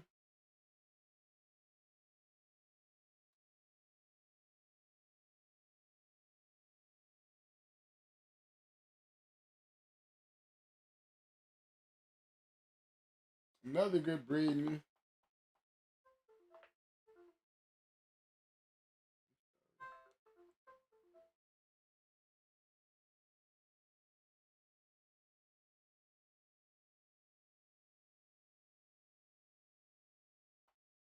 What he's saying, I think what he was telling me is they was crossing the goon stuff into the preacher stuff in the now.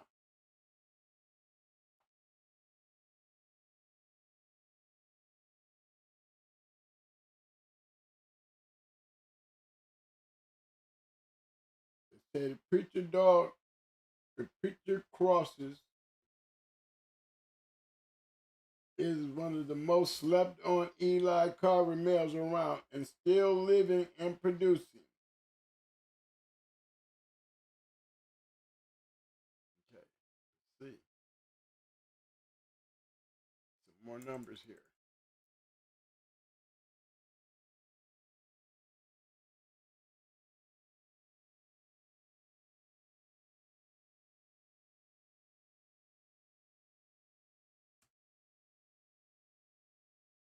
It takes us back to trap. The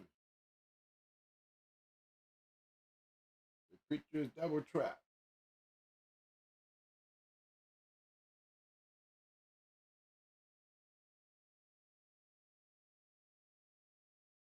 The preacher was mostly bred to Mims, Roscoe, Buck, Bulls bred dogs. Adding Panther Boy to the play does something special. Maitland's Buckeye is a dog that is also crossed into the lines a lot. With the Panther Boy, it creates all-rounded animals that have phenomenal dental work as well as the understanding when and how to utilize.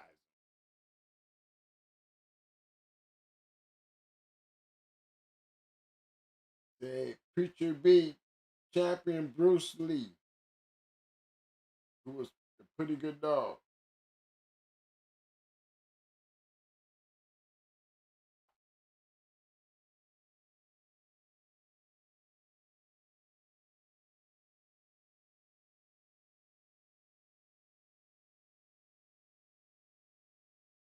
Okay.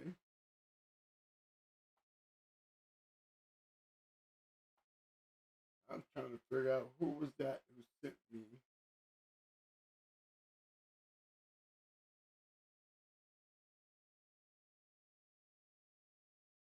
Yeah, I'm trying to figure out who was the one that somebody sent me. Somebody else talking about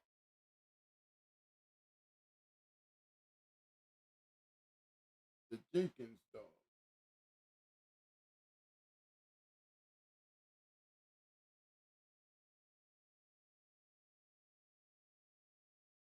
Barfield and Jenkins.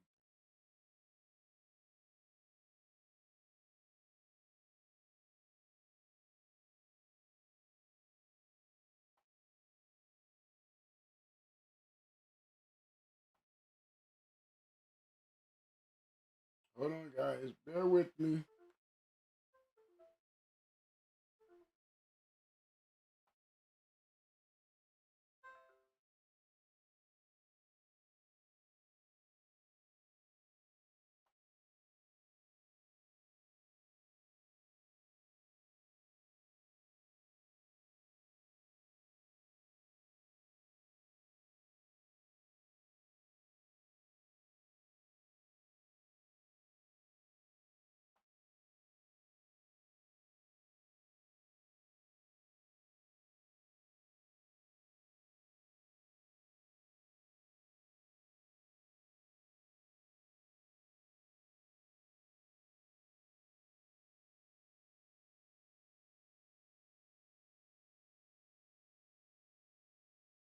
what this is.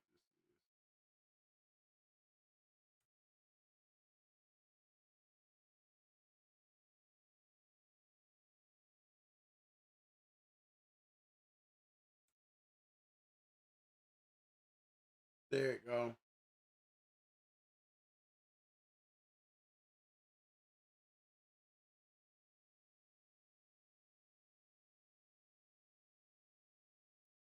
Yeah, we're in the right place again. This is coming from a brother down here in Florida talking about the Barfield Jenkins dogs. He said this is another line of dogs that we be sleeping on. Not familiar names, but to certain dog men, they know who this stuff is.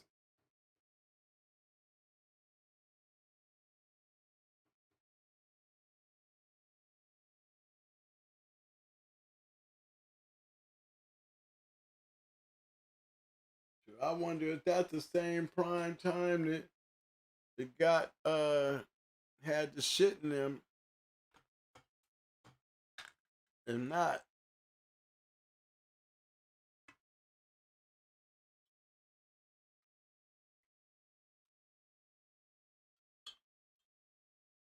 I know the prime time I know he had good dogs. He sure was using them. Okay, y'all, we're gonna go in.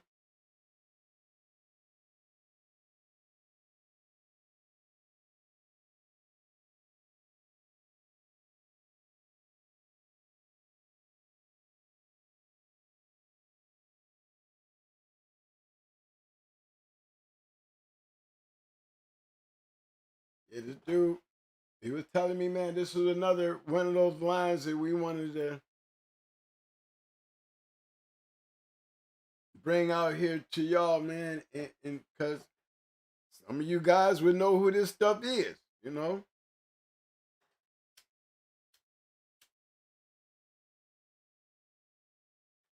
definitely back it up, give us some information. He didn't give me much of a story.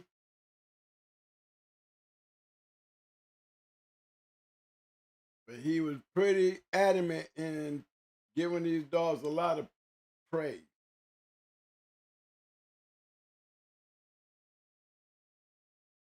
Y'all see there's a whole bunch of that going on back in there. I wanted to throw this other one up because they crossing this. If I'm correct, they got some of this stuff here.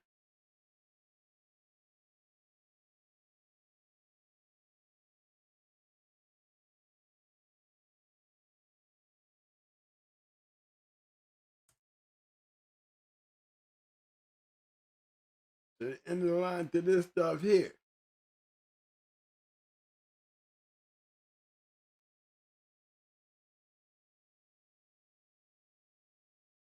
That's this stuff now.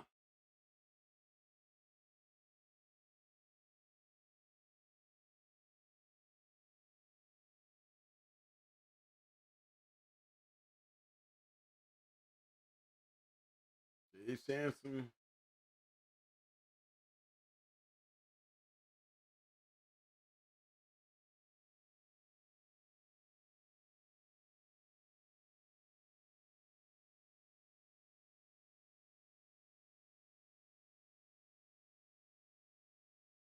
Okay, y'all see this, right? Again, another brother-sister breed.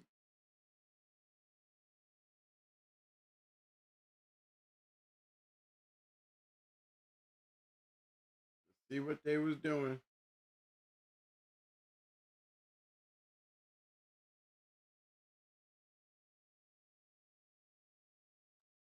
They spoke very highly of this stuff.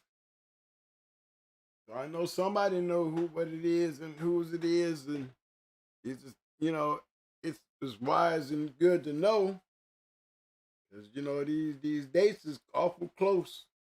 It's a 2016 here.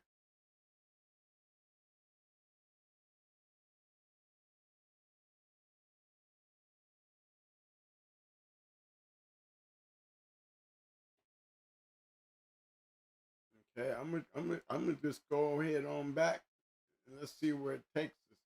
See if we can get a clearer understanding. I know there's Fritz. Okay, I'm gonna keep going with the Barfield. We stopped here before. Let's going back a little deeper here. As we see, a lot of this is up here, down here.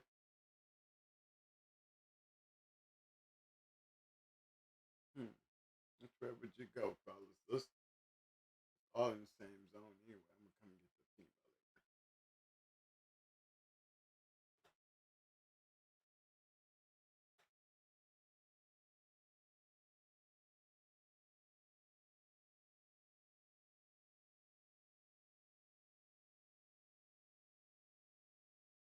female. Well, now you know why they call it the Jenkins Barfield stuff.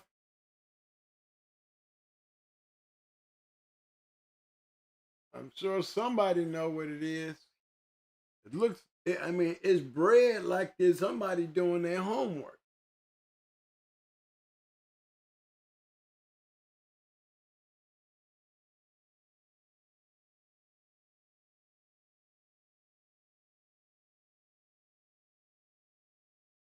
Not every day we get a pedigree like this, where we study clicking, and there's a whole lot of homework being done. There go Larson off his Posse's Busters, Posse's Queen. We had the litter mate, the Ed, the little female that hung herself on my steps. That's that dog's litter mate.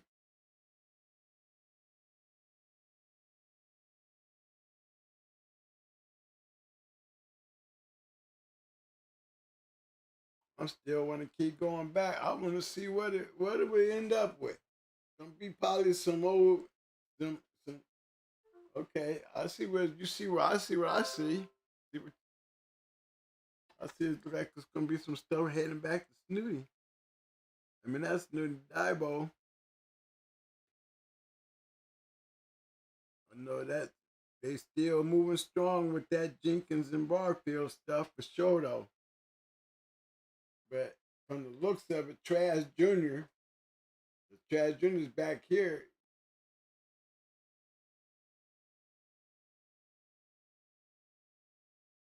Starting to look like we're gonna be heading back to Dabo here in a second. Let's take this one here because this is gonna be the same at the bottom.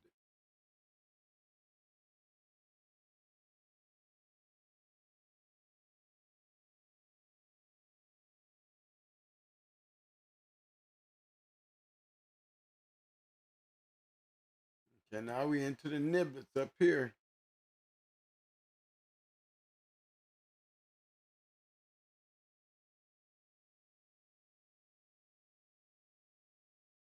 I'm gonna go to the nip.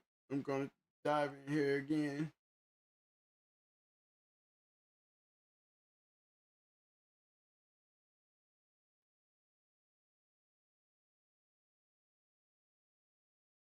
I always thought, the nipless dogs, they kind of take you back to that old family red too, if I'm correct. that was open to the world for about 2 years and was finally matched uphill 11 pounds into a dog named Bad Boy King. He held his own for over an hour, but the weight difference finally took its toll, and Jake took the last breath at 1 hour and 51 in the box.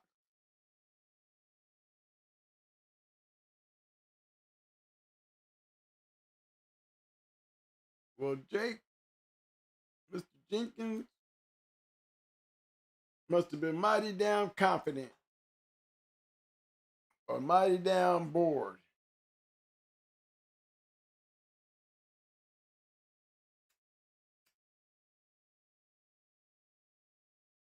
£11 uphill. Not even I didn't make that mistake, y'all. I'm still wanting to go back. It's really, really getting that neblet stuff.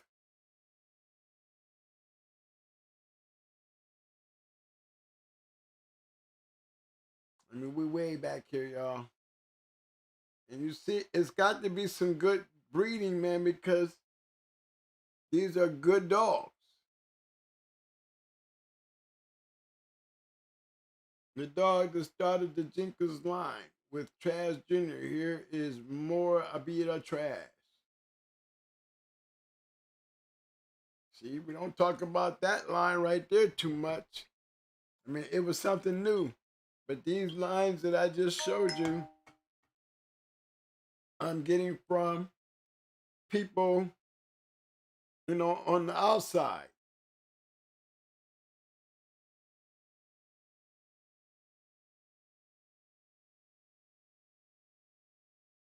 These are ones that we can pick up a book and look at, but these are the ones that, you know, like I said, I heard this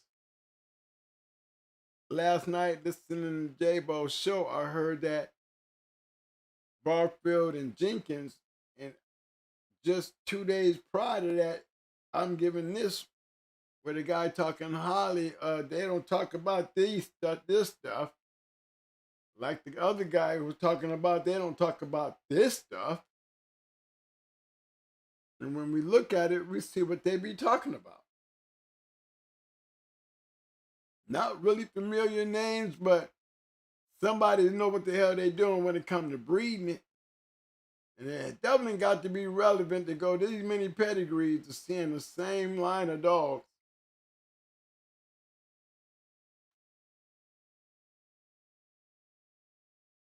And then the line JK.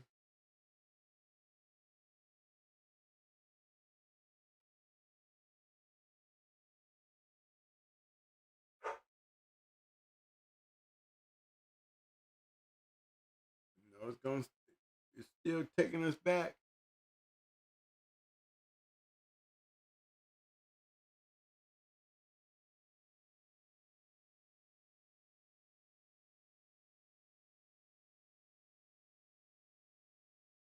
A lot of Mr. Carl Jenkins blood bred down over the years. So whatever area this is in, I know somebody know who this shit is, because look how well bred it is. Remember, y'all, this is the bottom side. We was just playing around up in the top half. Now we down here in the bottom half, and we dealing with the top half. That's very interesting. And when you see breedings like that, somebody know what the heck they doing. And they doing something, and they doing it really for a reason. And, you know, it's not like I'm being repredatory again, because look what we're doing. We're looking at something good, something somebody spoke on. I'm pretty sure there's guys out there that know this line. Evidently, it must be something special, because they definitely speak on it as if it is something special. So that means when we talk of something special, I mean, we didn't see something special out of it. So that means it's showing me that it's something that's working. I like to look at it and see what it is. And now that we don't have much familiarity in the dogs themselves, but the breeding itself tells you there's something that they're doing that is special. They're seeing something. Okay, this is J-Bo, y'all. Hold on. Hey, what's up, big bro?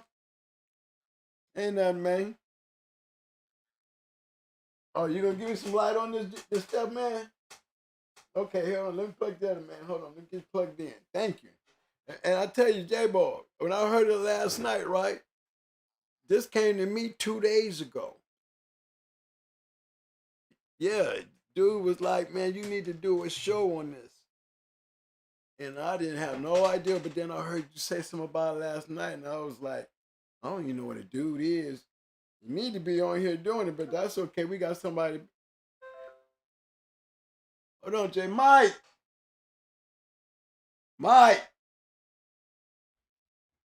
Yeah. Okay. I got Jay on the phone. Jay, we're going to give us some insight. Okay. Hold on, J-Bo. Everybody, I got J-Bo on the line. He's going to give us some insight on this. Like I said, I heard him, somebody speaking on his show, and now we're going to get some real understanding. J-Bo. What's up, J-Bo? Thanks for coming on, man. What up, fam? Oh, man, what's happening, man? Ain't nothing, bro. Ain't nothing, bro. Yeah. These dogs made us come home alone a million times, bro. They was like that, Jay? It was like that. See, this Pix, Peaches, Uh-huh. Pick just died a couple months ago, man. R.I.P. Pick. Okay. And it's Glenn Turner. This Turner, that was Glenn Turner. He was from mid-Louisiana. R.I.P. Glenn Turner. Okay. And the prime time Kennels, him and Glenn Turner were kennel partners. Oh, okay. And the chief dog, the chief dog roller jumping in the air. Yeah. I had a one-time winner off of him. He beat Mr. Leslie, R.I.P. Mr. Leslie. It probably made it that we had a draw with him against the ball from Chicago. This Pick probably was the last one that had these true dogs. And he probably died maybe 6-7 months ago. And Glenn Turner, that mallhead dog, he beat one of my partners in church punch for his first one, mallhead. Mm-hmm. Glenn matched him. He beat him. He beat another guy in church punch. Then he lost to a son of Yellow Man, Champion Puppy. And after he lost, they beat him again. Shit, I think he lost again. He beat somebody again. But I think these dogs mostly went back to. We mess with the Barfield stuff as much as we mess with the Jenkins stuff. The Barfield stuff though, a lot of black and tan dogs. Mm-hmm. That's where most of the black and tan come from. It came from the Barfield stuff. Well, we also had dogs off of Champion Mighty Mike. And some of them dogs that they were running was crossed with some hives and stuff. Like Big Cajun Luke, Grand Champion Big Cajun Luke. Grand Champion Luke Jr. You want me to pull him up? Want me to pull that up? Yeah, Robert. Yes, Big Cajun Luke. They all ran the same. The name was Robert Rico. I heard Mad Dog talking about him. Like he speaks high of him. But that's Nicholson Parish. That's also Louisiana. Nicholson Parish. Okay, Big Cajun. Luke. Luke, okay.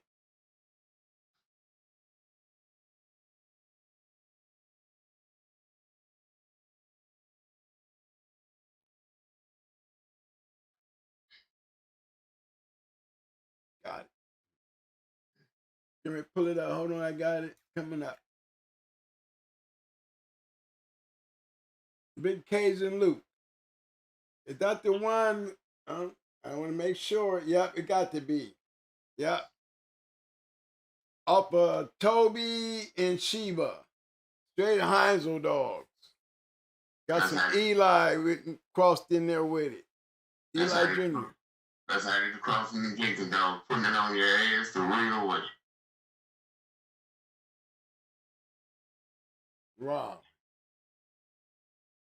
It was either him or his son that went in the grand champion race. When Reds went for his film. Okay, we're gonna see his son. How was the son bred? Let me see if I gotta You know they never showed us their pedigrees. go. Okay. But they also We see more of these people pedigrees since we've been out of those. But when we were in those, Mark Theon's came to do something, and Mark Theon had one. He had grand champion. Goddamn, we start with a P. He had a grand champion down from this stuff too, and they came down for two.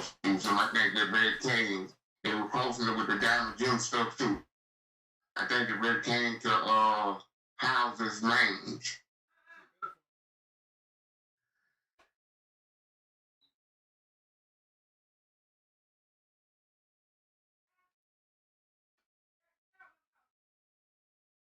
They made a living off these dogs. Mm-hmm. And that must have been something special too. Because you see how they was breeding them, J-Bo? Yeah, man. They was real. I mean, and what area was this? Was this over there down there with you? Yeah, it's down here with me. I live in Paris. Wow. That's the head honcho. He was the head honcho in that area. He was the head honcho in this area. Wow.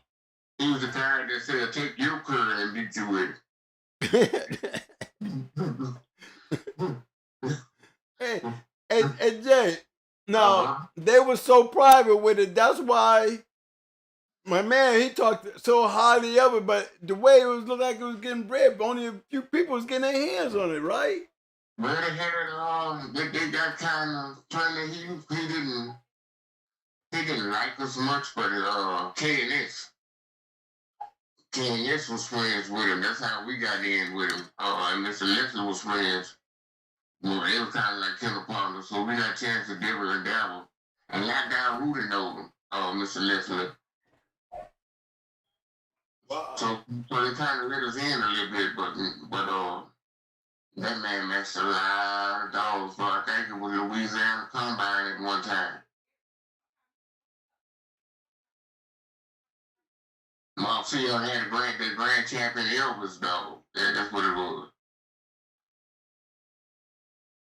Oh yeah, grand champion Elvis. Yeah, Mark Sion to Elvis. Okay, hold on. You're gonna have to help me with the Seahorn. Yeah, Mark said he was the best dog man from in the South. I can still see him saying that. Okay, Elvis. How do I spell the Seahorn? S-E-H-S-E-H-H-O-N. Okay, Seahorn. Okay, I'm gonna go write that one right there. Seahorn. Oh, I seen you had this past by not long ago. If you go back, it was up there. Who, Elvis? Yeah, see y'all's Kane. The Kane dog was up there. Okay, hold on.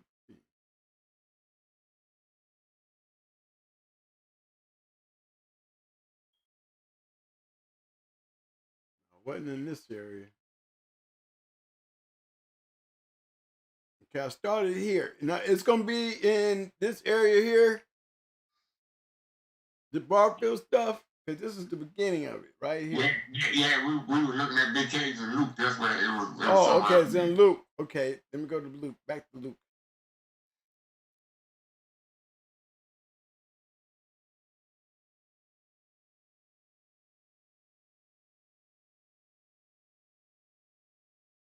Put Cage and Luke back up. Yeah, prime time and trying to do killer partner.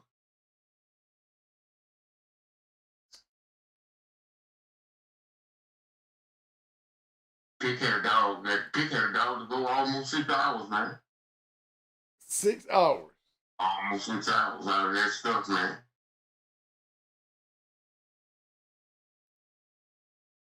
Okay, I'm back where Lukey is. Yeah, I heard it jumping out there.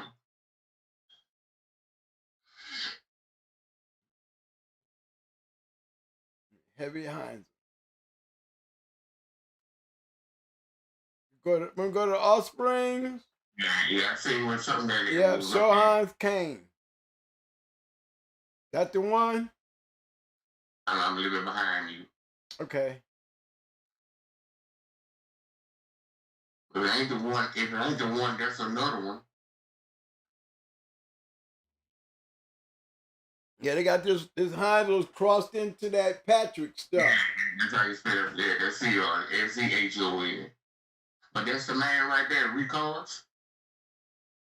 Yep, this is Kane. Yeah, can't produce good too. But that's the man right there, Record. That's the man.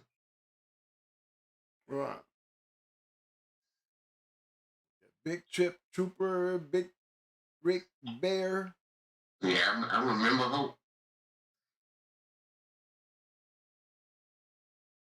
Got Doucette Sally.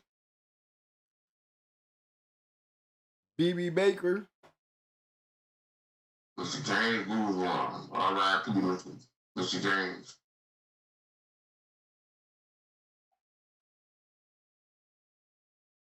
Oh, he's gone too? Yeah, see that names, bitch? That bitch off of Luther, Harold's names. Mm-hmm. Yeah, that bitch off of Luther, they were crossing with that diamond and stuff too.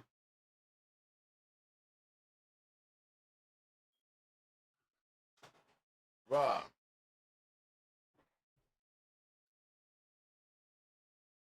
Answer that for me, Bo. Hold on.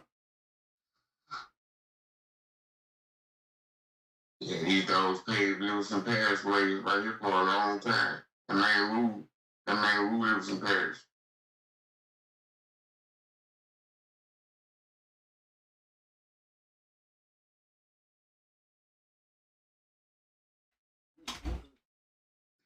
Now, is the line still around though, J-Bo? Because that bottom look like Mayday's bottom down there. Yeah, the best of it would be had the guy pick name on it. And he just recently died. No. You said the best that had it. Yeah, right now, probably the best of it, probably the stuff that Pitt had. And he just recently died. Wow. So all that good stuff going to the wayside? The rest of the people old as hell. They had some young guys had in Hammond back when we had it, but I had so much other stuff.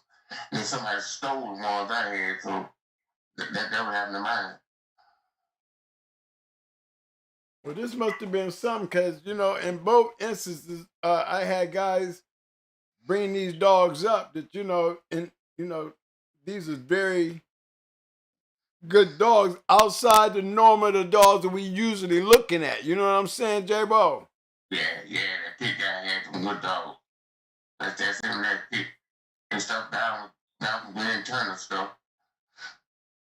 I forgot the name, Glenn Kennel. I know him in prime time and goddamn. But see the Turner guy and the prime time Kennel. Yeah. They was all C proteges. Oh, from So Boys? Yeah, they was all C proteges. Oh, okay, because I seen them earlier. Yeah, that prime time Kennel dude had grand champion Fritz on the yard around that time. No shit. They got right across the river from me. Wow. Okay.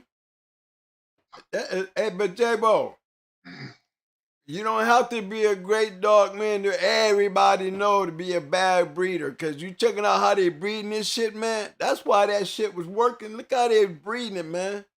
Yeah, and them was the people in them days, the Turner and Prime Time. They were the shit.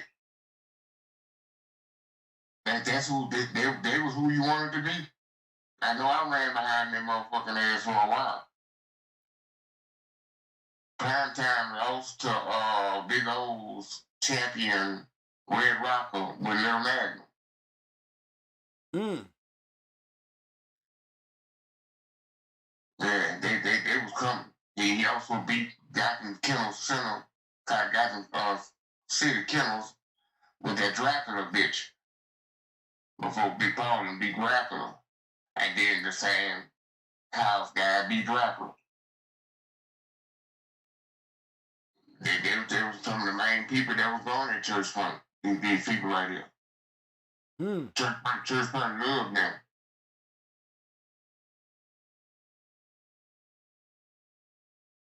They was crossing to that Magnum shit, and then they was crossing to the Diamond Gem stuff. They was getting good dogs out of it too. Damn. I just didn't like the Barfield thing too much because there was so many black and tan dogs. They didn't really have much ability and they couldn't wrestle too good. But god damn, it's gonna take you all night to stop one of them. Right. You're right, because that's what that dude was saying. It was a very game line. Oh man, it was some of the best stuff I ever had. I crossed and put some of the dichotomy stuff that I had. And got a couple good ones. Ken, they crossed through some of the dichotomy stuff they had.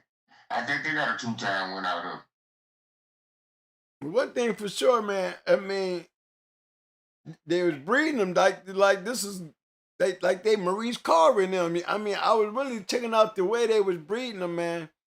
You know, they knew what the hell they was doing. Yeah, that boy, one of them beat nonstop no one night. I think he went like 315. He come back a couple times and win. I'm talking about, thought he was gone. He come back and won. Wow. I seen one the night that champion, championship, he went like 250. And come back and won. Man, those some game ass dogs. Wow. But Pick had some good stuff. And then Turner, we know them. I mean, no Graham, he dead now. I thought it would have been no Graham for 30 some years. He went prime time. Everybody knows him. You ain't seen anybody down this way about either one of those people. That's the white. Well, Graham was in the white. Man, no. He hung with the white Mississippi. He was more towards Aiden, Louisiana. Oh, okay. But he ran with RC. Wow. That tell you what, that's not bad. Because I didn't know. But I told him, I said, man, I'm going to bring it up on the show. And then just to show I heard it yesterday, I said, this is going to be, you know, I guess this dude knew what he was talking about. You know what I mean? Because one thing I did know, I was like, wherever this stuff is, when I was looking at it, I was like, they knew what they was doing. They knew what they was doing. Yeah, then ball H. Kennels ran it too. I think they ran through the cane dog. And then a whole lot of people who ran them good dogs like that. They could take one too. You got some cane, some of that stuff. You going all day about them dogs. We had one off with Mighty Mike. A damn ass dog. Wow. Yeah, he could not bite a mosquito, but he was game as hell. That's how you want them. Yeah, but he could not bite a mosquito. Okay? And all that's going to do is get him killed. That's all it was. He was one-dimensional. Yeah. He just wanted that chest, that's all he wanted. Yeah, why he doing it? He just ain't doing nothing while he doing it. That's right. He probably was getting there, but ain't hurting nothing. Well, he ain't gonna stop him. So he ain't going to stop him. No, you know something I'm getting at. No. He was rough as hell. I'm talking about he meant this business. And you could just wipe your shit up and go on about your day. Mm-hmm. I think then he was sterile too, shit. On top of all that. He was sterile? On top of all that. Probably why he never got it.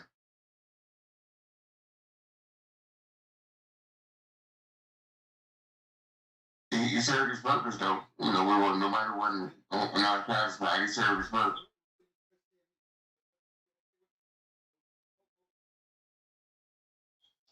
Head. I remember the one off of Head Daddy. I remember Head Daddy.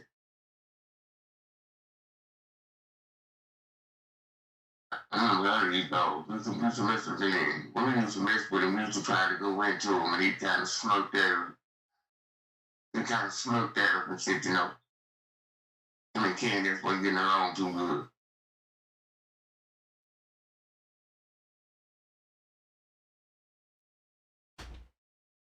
Wow. A good way for me to be nice about it, you know. Mm-hmm.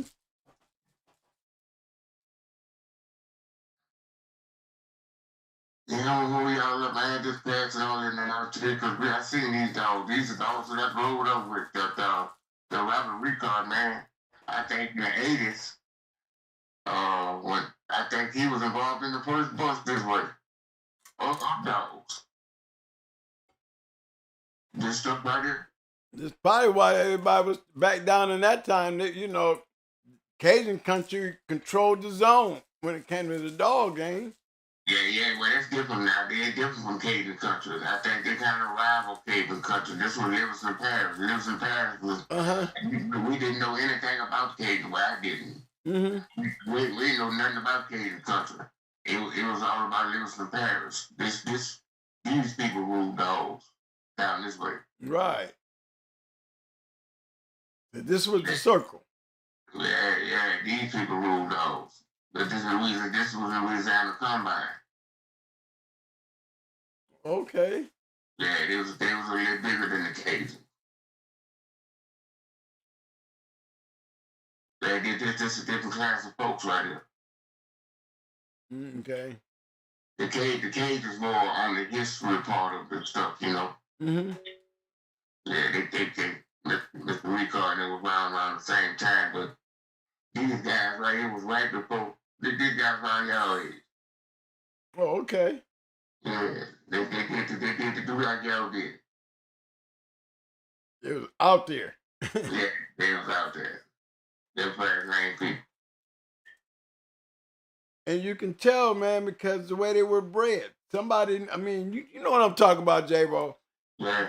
If I was to add Boudreaux and Kobe to these names, they would actually see the formula. Mm-hmm. Because there's a formula to the way they was breeding these dogs, man. So I see it go back to the nibbler stuff. That kind of. Yeah, that's what I was talking about. When I said, man, that nibbler, that's what I was doing. I was steady going back. And I started running into that nibbler. I'm like, well, you know, that nibbler got a lot of old family red in it too, though. Yeah. You gotta when you play with it, go into the Carl Jenkins stuff. Okay. Back to the king dog. And you compare around with that a lot. We used to get pedigrees where there'd be 10 generations, just straight Jenkins dog. Yeah, that's what I was doing. I mean, I ended up back there. I'm going back there now. I mean, that's whenever you see my dog, that's the way you see him, just like that. Jenkins King. And they were inbred on him. Whenever you look at my dog, that's how you see him in the air, just like that. No shit. No shit. Okay, I got Jenkins King up right now. And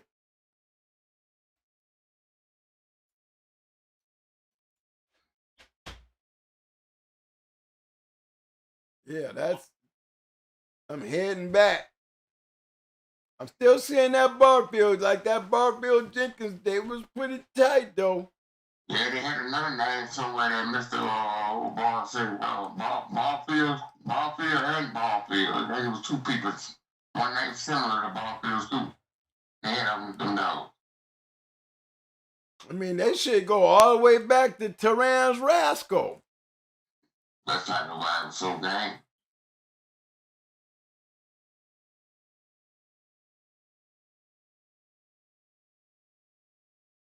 I mean, it's he in there a couple times in there. They got that Hernandez nigga. Now we stepping back into that Jenkins Jake. Now I see some of that Hetrick shit in there. These are old dogs too, man. They got to be, you know. And so them Barfield boys, that Barfield stuff, they must have been doing this a while, cause I was in high school. Them boys were learning them dogs back when I was in high school. yeah, they added some TNT to it, some Hetrick into it, some Neblet. Got some Cruz Bozo.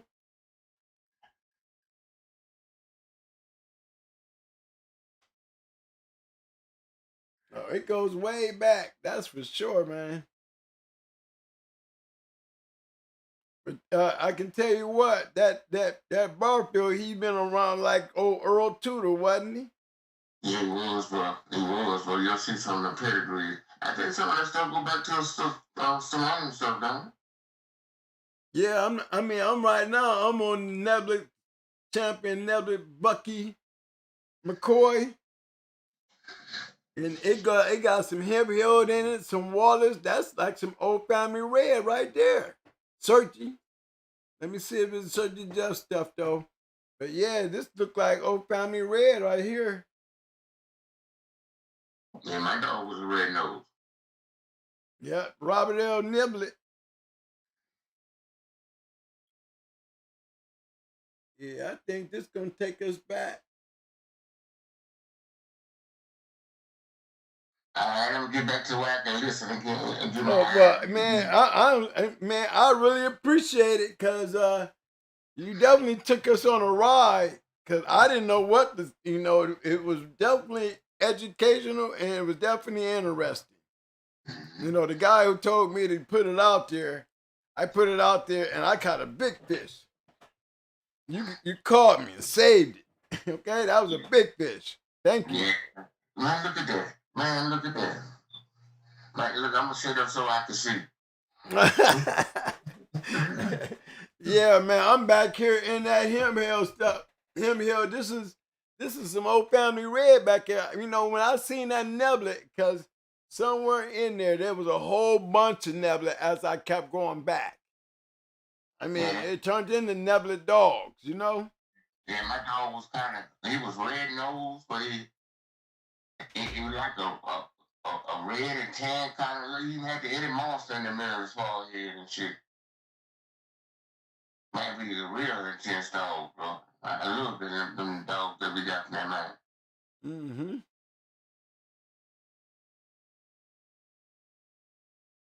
That was a good one. That was definitely a good one. I tell you what his name Sid. So check out that house mains bitch that they was breeding to him.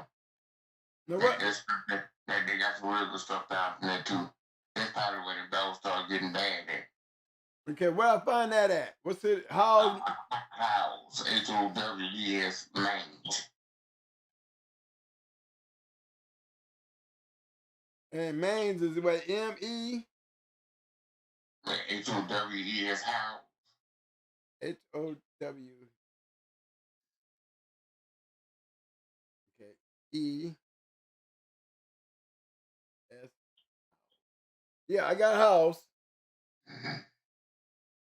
Okay, what's the last part of it? What's the name? House. Mange. Like a dog that got mange. Yeah. Okay.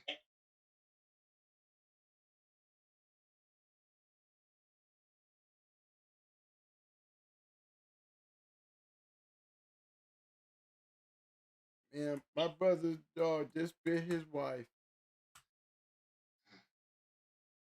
She been a house dog. And you know what I'm saying, y'all? It's sad.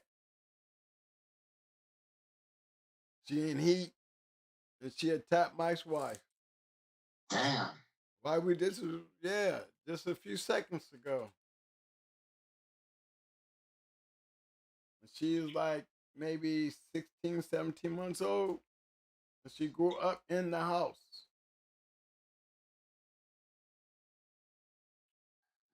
You know them warnings, and you try to tell your brother shit. You know what I'm saying? You see it coming. Yeah, and now I'm worried about the poor dog because, when you being told don't get mad now and try to hurt her. You know what I'm saying? But now they want to kill her. She don't know no better. You know what I'm saying? When you tell somebody your dog needs to be outside, it's a bulldog. Don't you think that's what more can you say, right? Yeah. And it's sad because I knew she wasn't gonna be a house dog. That dog got a high prey. She been like that ever since she was a puppy. She don't act like she's gonna ever be a house dog. You know what I'm saying? She tries to be mannerable, but she got that bulldog in her. You know what I mean? She all right, huh? Yeah, she got big good. It wasn't no dog bite, it was a pit bite, and they grab shit, you know what I'm saying? Yeah. Yeah, she grabbed her. She in heat. And she snatching up, she lived with the house dog, but she been snatching up on the house dog, you know what I'm saying? And they grew up together, so, the writing is all over the damn wall. What more can you say to him, I just feel sorry for the dog, because now the dog is in a bad situation right now because it never should have been in here this long. You know what I mean? You know how people is when they mad about something. You know what I mean? Yeah. Baby mad now too. You better act like he mad if he ain't mad. Mm-hmm. I'm mad that they had to come down to her. Somebody getting hurt. Cause when you got a dog, they ain't got no business in the crib. You know what I mean? Cause she's a pit bull. She's some of that Michael Myers stuff, and the bottom is double yellow man. Her grandfather's Michael Myers, and the mama's double yellow man. And she is definitely a pit. You know what I mean? I mean, she been snatching birds out the sky and hitting, everything that's around her ever since she was a puppy. I mean, when she was 6 months old, she looked like a grown dog. Because she was getting along with that little female. I told her, I said, one day y'all gonna come home and that little house dog gonna be dead. You know what I'm saying? I'm trying to tell her, man. Been trying to tell her, man. I've been trying to tell him since this dog was 8 months old, and she attacked my brother's wife. And I feel so sorry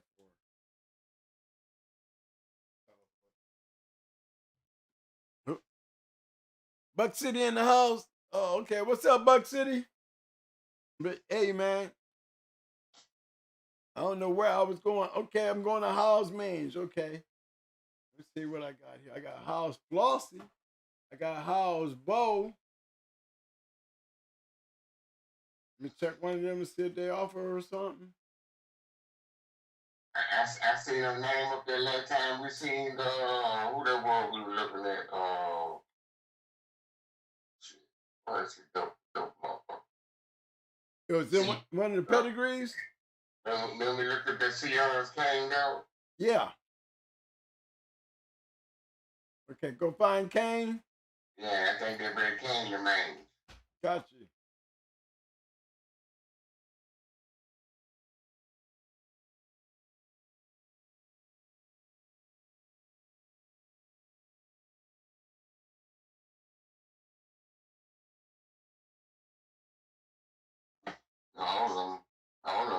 home together. Is she do? Uh-huh. She do the house do, the boys killers do. Okay, right. Diamond Jim. Ricky Jones. No shit. Yeah, that's that turtle. Oh, they had that money. Sneaking people. They probably playing with that money, wasn't they? Yeah, I don't know went to the same place. This ain't the you know, that one side of town, the Mississippi side. It's not one of them, was it? But it's right at Mississippi and it's in Louisiana too. Hmm.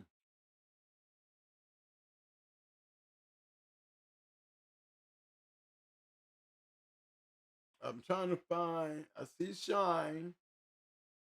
I'm trying to find that. What wasn't it? King. Something Kane, right? Yeah. CO's Kane.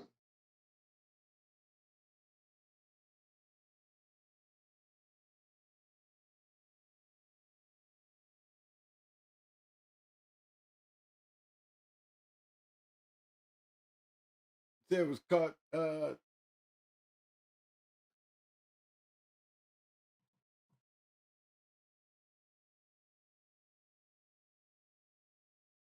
Hey, bro, what was that kennel name? Sion. Oh, it was that Sion? Yeah. Oh, okay. That's right. You got it. Thank you. I know I'm somewhere close to it. I got to spell it right.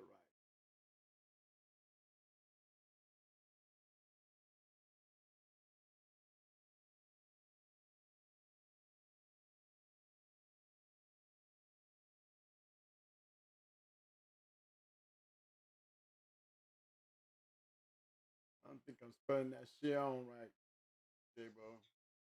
And the S. F-E-H-O-N. Yeah, that's what I got. I got Sion's Kane, right? Yeah.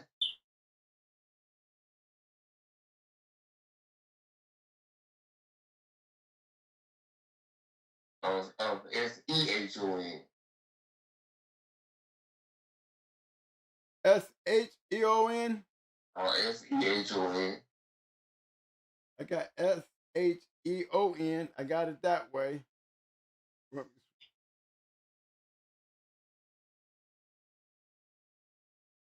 see what we got. We got red coat, red. I think it's S-E-H-O-N.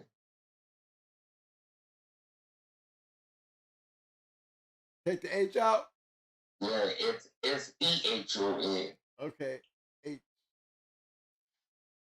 S-E-H-O-N. I got it. I said I think. There goes Sion Kane there. That's that database.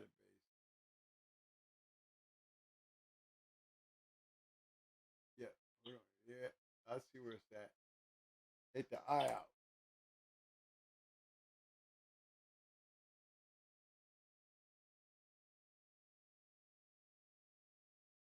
Okay, going in the do set. Okay. I got him up. Offspring, we got Jeff, Trooper, Bear, Little Buckskin, W Black, and coming off of House, that's H-O-W-Z-E. House Main. Yeah, that bitch there. House Main. Yeah, she was off of Diamond Gems Luther, Champion Luther. Diamond Gems Buckskin. It was off of Champion Diamond Skin Snakebite. It was off of Thor. Okay, old Smiley's brother. Cross with that Boomerang. Oh, that must have been some shit. That cane dog must have been something for them to want to breed to them. You know what I mean? Yeah, bro, that's how you were breeding them dogs. And that dog, That cane dog bred good as hell too. They had another bitch called Crazy Red Leg. They was breeding also to them dogs. Okay. Yeah, I got a chance to see this bitch. Oh yeah. Yeah.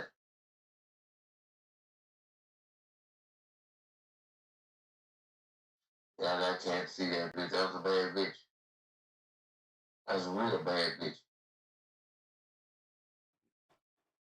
It looked like they was the way they was breeding them, man. They was doing something. Cause every one of these guys got a formula to their shit.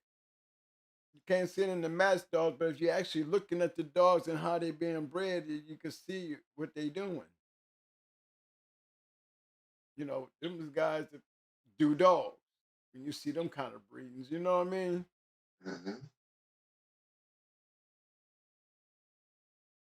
Was they stingy with the pups, man? Did any of this stuff get out? They was in the journal. Hmm. They was in the journal. It's so $1,000 a piece. Wow. They was in the journal. These puppies was in the journal.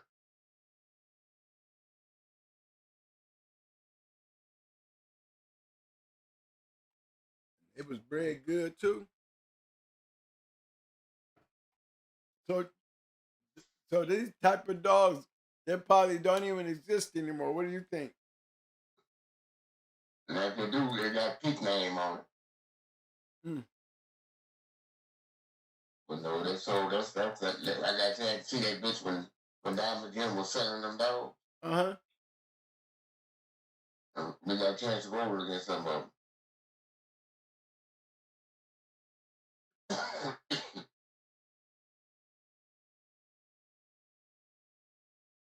Okay. Yeah, I'm trying to be nice. Uh-oh. What you mean try to be nice? Yeah, I'm trying to be nice. What that mean? So I said we got a chance to roll against some of these dogs. Yeah. How did it go? I'm trying to be nice. Make you go back home scratching your head like, oh, I got 3 empty spaces. I had all my teeth when I went home that night right there. Okay. That was some bad dogs, bro. I was partners with the house dude. Mm-hmm. He beat Kennels. He was matched in the Bible Hall in Mexico when he got into that trouble and shit. Mm-hmm. He had just beat Tombstone Kennels. I think it was some of y'all right before that. Matter of fact, it was together when I was going in the Tombstone Kennels when we got raided. I real good friends with the house dude. I remember Tombstone Kennels. They was in the journal. Yeah, they was on the wall. He beat Tombstone. With that red dog, I think it was red he beat. Hmm. Yeah, I was next in the Tombstone. We went last that night. The people ran on our head. Oh, no shit. Yeah, bro. That was enough for me, bro. That was like the third or fourth time too. Mm-hmm. But he had some real good dogs. The boys had some good dogs, man. Wow. I know these some nice ass breedings. I didn't even know nothing about these dogs, man. I'm glad you came on here and enlightened us. You know, like I said, all you did is actually confirm what the guy who gave me the information, you know what I'm saying? Mm-hmm. You just confirmed it even better than he could have. He's probably going to appreciate that too. Yeah. Well, that's all, man. Keep the good work up, goddamn. I'm going back to the back street. Well, hey, you know it, big bro. Thanks for stopping through, man. As always, man. Thank you. Look, they had another bitch called Crazy Red Legs. Crazy Red Legs. Yeah. Hold on, let me see if I can find her. crazy red leg.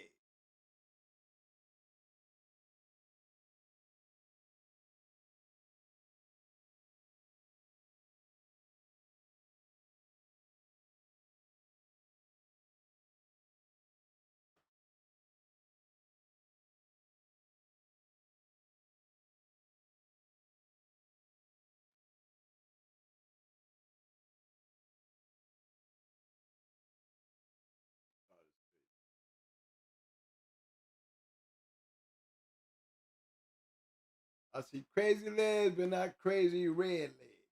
Might be crazy legs, man. If it's a diamond gym red dog.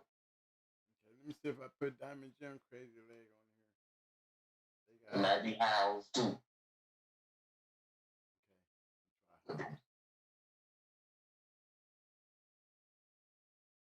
They did her before they did the main split.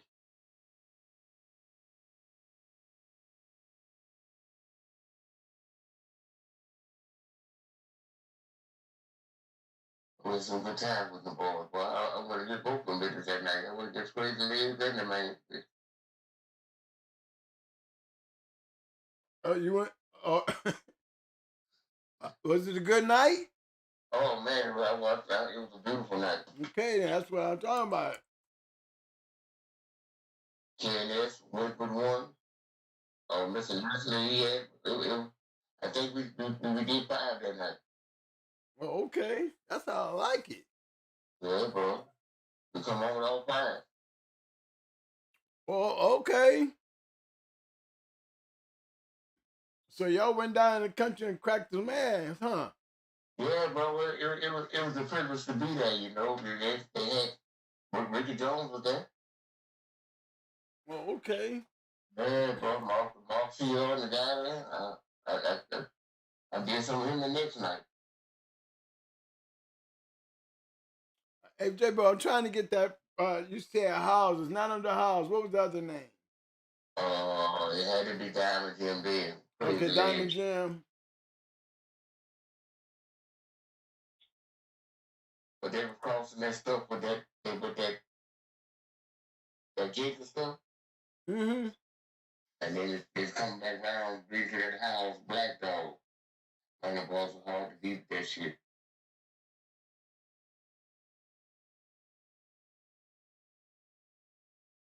Where you see 2 eyes?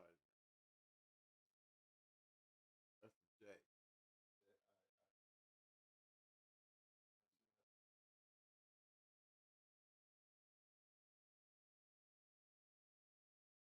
Grand Champion steal some more of that stuff.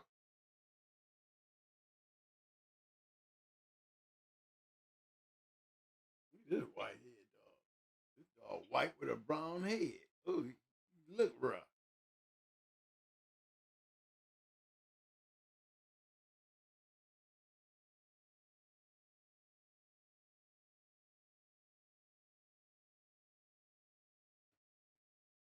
Yeah, these are some pretty nice bred dogs too there, J-Bo. Yeah, see, that was a bad motherfucker, bro.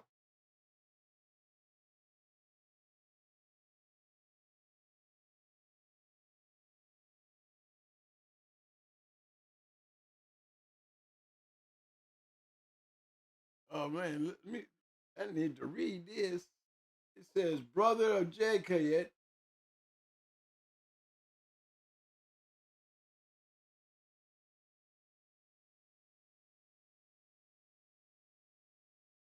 Brother J.K., father of many great dogs. This picture is from a long time past. These days are ever or over. The hogs are taking over Louisiana. The season is open all year round for pigs. They are digging up the land in the forest. The young people would rather go to town and eat a hamburger rather than run dogs after hogs all day. What a shame. If things keep going downhill, the people will have to learn how to hunt again. The only thing there will be no one who will teach them. Cajuns in the day would hunt with a dog and an old hickory kitchen knife. Hell, we can't kill a fly without somebody complaining. Then it says, just ask Obama. Well, Obama, this, you know this Cajun country. Just ask Obama.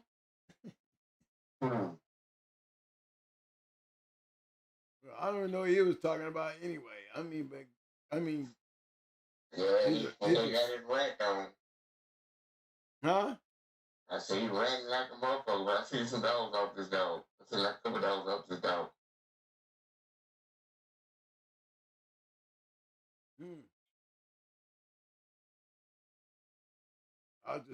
He said, brother the Jughead, okay? We said they got Jughead up here. Grand champion, double steel. Okay, grand champion Jughead.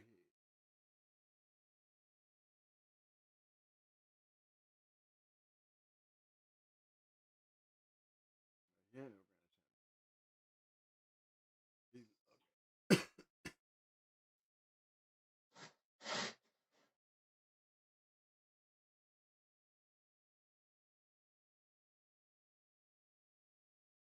What kind of dogs were white, huh?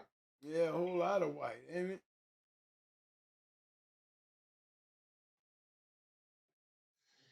I want to see this, since you got me here.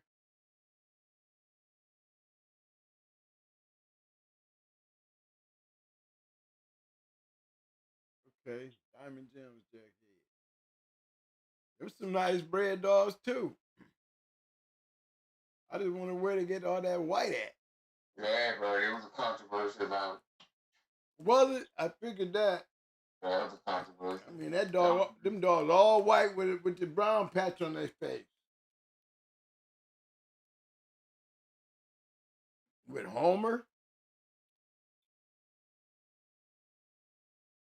You know what I mean? Heavy Homer. It must have been that top side that was holding it down. That bottom side questionnaire, if you're talking about black stuff up in there. Unless we're going to get some more honey bunch out of it. I mean, Woods Julie and G. The Homer ain't no white dog. I see what you mean. That's how long place it could have come from, huh? Mm-hmm.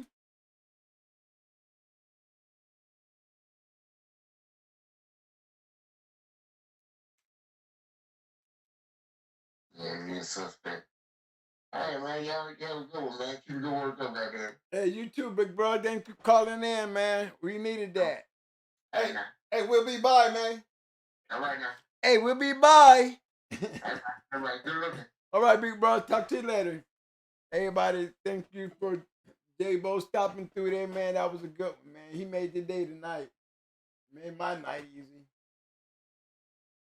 We're always talking about the common, even the common names. We look for the common people. Tonight we was on a whole nother thing. And yeah, we did. That we started out with. And in the end, even when you don't have a recognized name or a kennel, you listen to what J-Bo was saying. Them dudes was no different than Don Mayfield, Earl Tudor, Reese Carver. They was on some shit.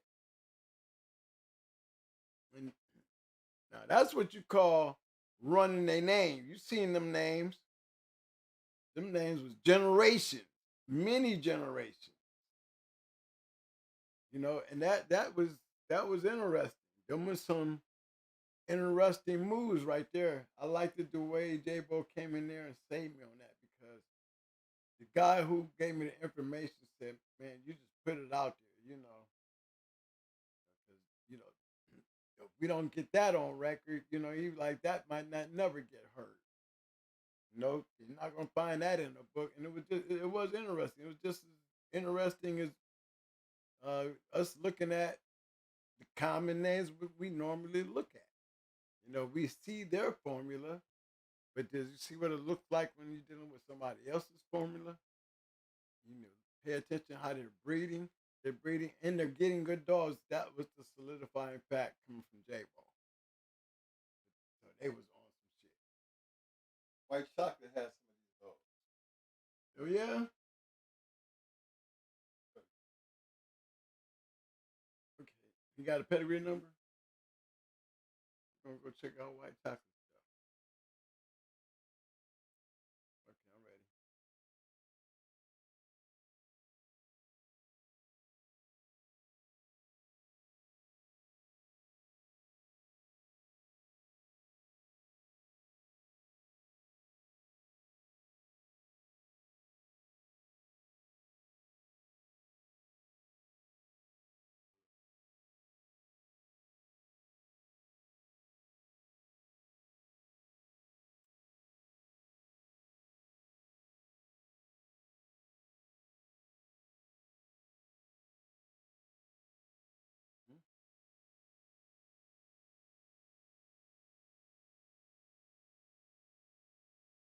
Oh, you got your shit crossed with the Daimler shit?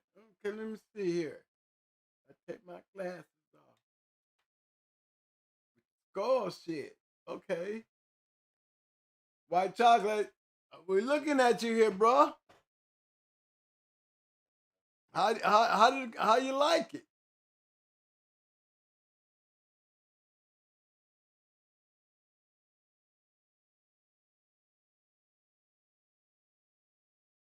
Offspring there. Mud bug.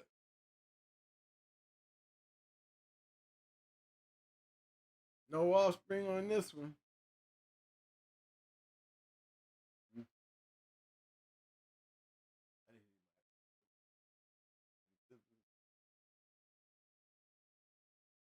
Yep.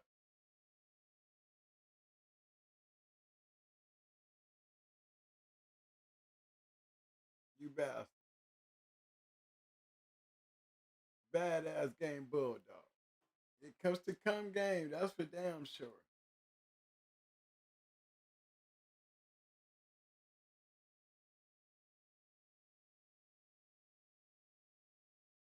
It look like when you still gonna sit back and see somebody breeding, then you understand why those dogs win.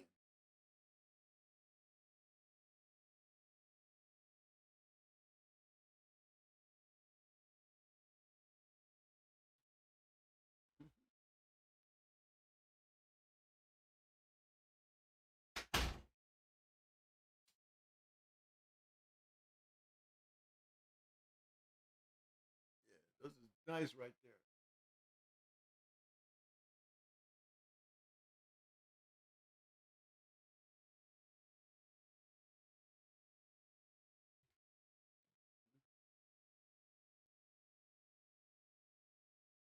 Well, I can say this much. Hey, what did he say, Mike? Did he say anything?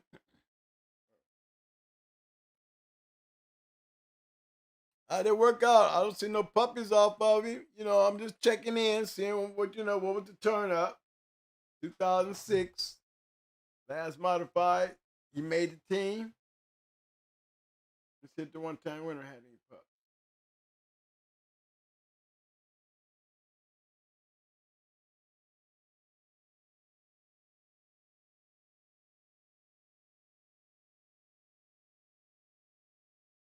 No pups. Okay. Check out Barfield.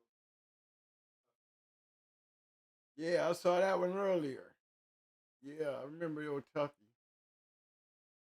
White chocolate said he didn't cut the biscuit. Okay. Got you.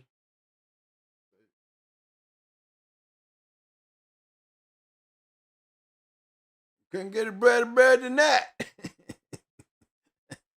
I'm sorry to say. They'd all don't make the team. Okay, I'm going after who now, Mike? That was tough. I think that was Barfield's champion.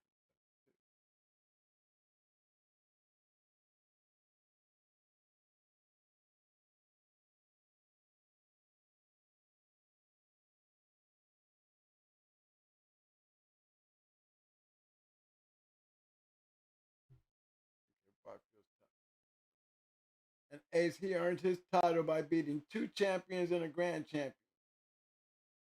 His shows were 17, 21, 37, and he finished. Okay, let's just go in here and hear it. And they were talking about these brindle dogs. Y'all better look out for these brindle dogs. Judah was a brindle dog. Let me see. His shows went 17, 21, 37, and he finished all 3 opponents in the box.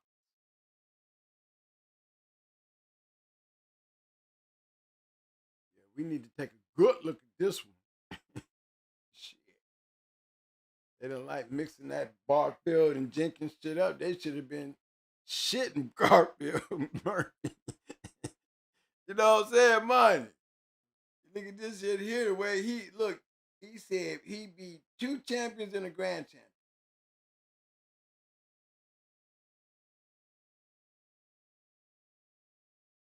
You already heard what J-Bo said about their circle. That's them hunters, Mike. That's them fast laners. Yeah. Remember, this is the one right here. It was Jake. Look what they did to Jake. You see champion Dixie down here, right? But look what they did to Jake. They did Jake wrong. Jake was open to the world for 2 years. They went 11 pounds uphill with Jake, Mike.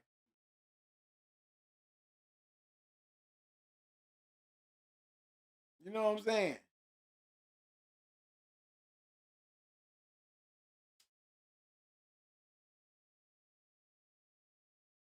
He took it in the box at hour 51. You know what I'm saying? Look what they did to Jake. Now, was that a smart move, money? No. Okay? They did Jake wrong. They did Jake wrong. But fast lane dudes do that kind of shit. Don't they though? That's why they champions and they grand champions be losing at 7 and 8 years old. You know, they got that. I don't know what it is. They always push it too far. Or they sell it and somebody else just wants to get their name on the dog, they'll do it. But we went over that last week again. This is a prime example. Imagine them taking a pandy up 11 pounds after being open to the world and think they're going to win a grand championship like that. They're going to get what Jake got. But that's another good one. Hey, who got up that one, Mike?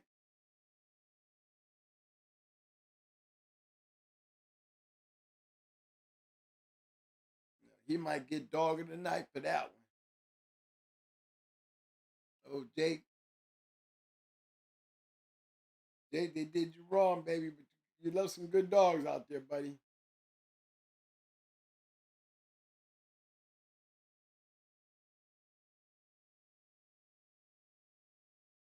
Well, that's a good dog of the night candidate right there, y'all. We can end the night with him. KNS. That's a good one, man. You just got the dog of the night, baby. We can end the show with that one right there tonight. We're gonna get that. If that ain't some Barfield Jenkins stuff, what is?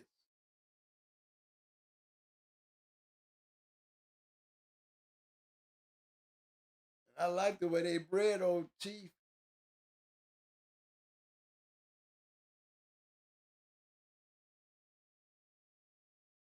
It sure ain't bringing them. You see what color these dogs is. She went over Leo Kennard in an hour and 10. Yeah, these definitely fast lane bulldogs, y'all. 33 pounds.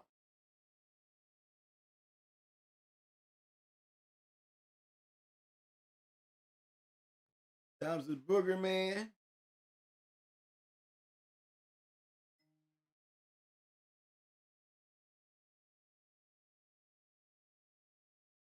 Them are some pretty good dogs down at the bottom, y'all.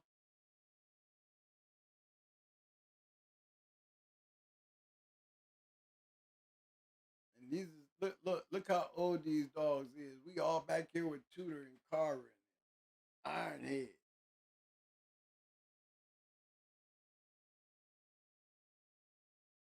ADBA registered. Born 1972. Good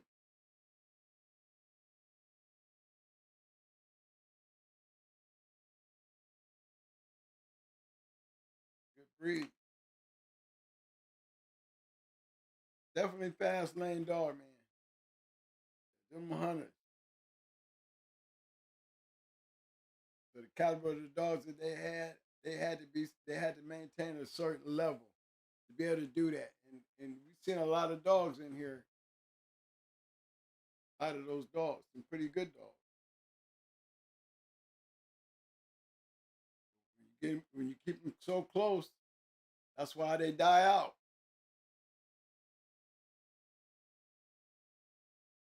They get into breeding and less doing, and you start seeing a whole lot of black. We see a whole lot of match dogs in this breeding here. And we see all the right shit back here.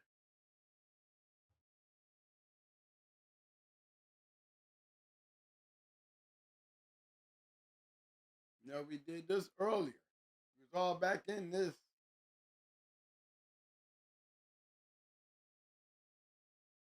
We were talking about that old family red. They was using even the old family red dogs in this shit.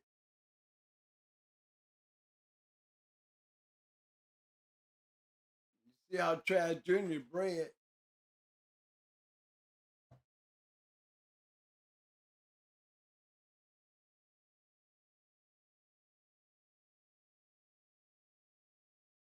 Look at that stuff. Got some metric in it.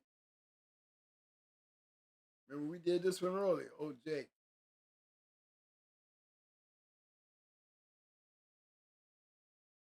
A good interesting thing, man. It's a good one, Mike. Lightner. Don't know what it was about that lightning stuff, boy, but Netherland knew. He must have knew this dog was cold. This dog barely got a pedigree. He still bred his shit to that dog. That's some old shit back here, y'all. You know, this dog right here, this is a bulldog. You don't believe that.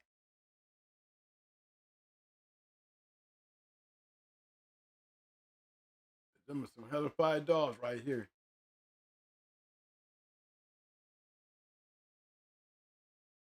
Okay, man. Let me go back to my dog of the night here before I close it out, because I'm going to end the show with him. I'm going to end the show with this killer right here. Okay, y'all. What was the poll, Money? We had 130 votes. Poll question: has the American Pit Bull Terrier community came to the point that registration papers are a thing of the past? We had 30% that says yes, 70% to say no.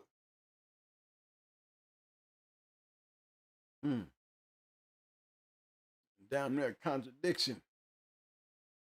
Unless most of us, 70% of us got papers on their dogs, registered under some type of registry, then it goes back to my conversation the last show about, you know, wanting to have your dogs registered.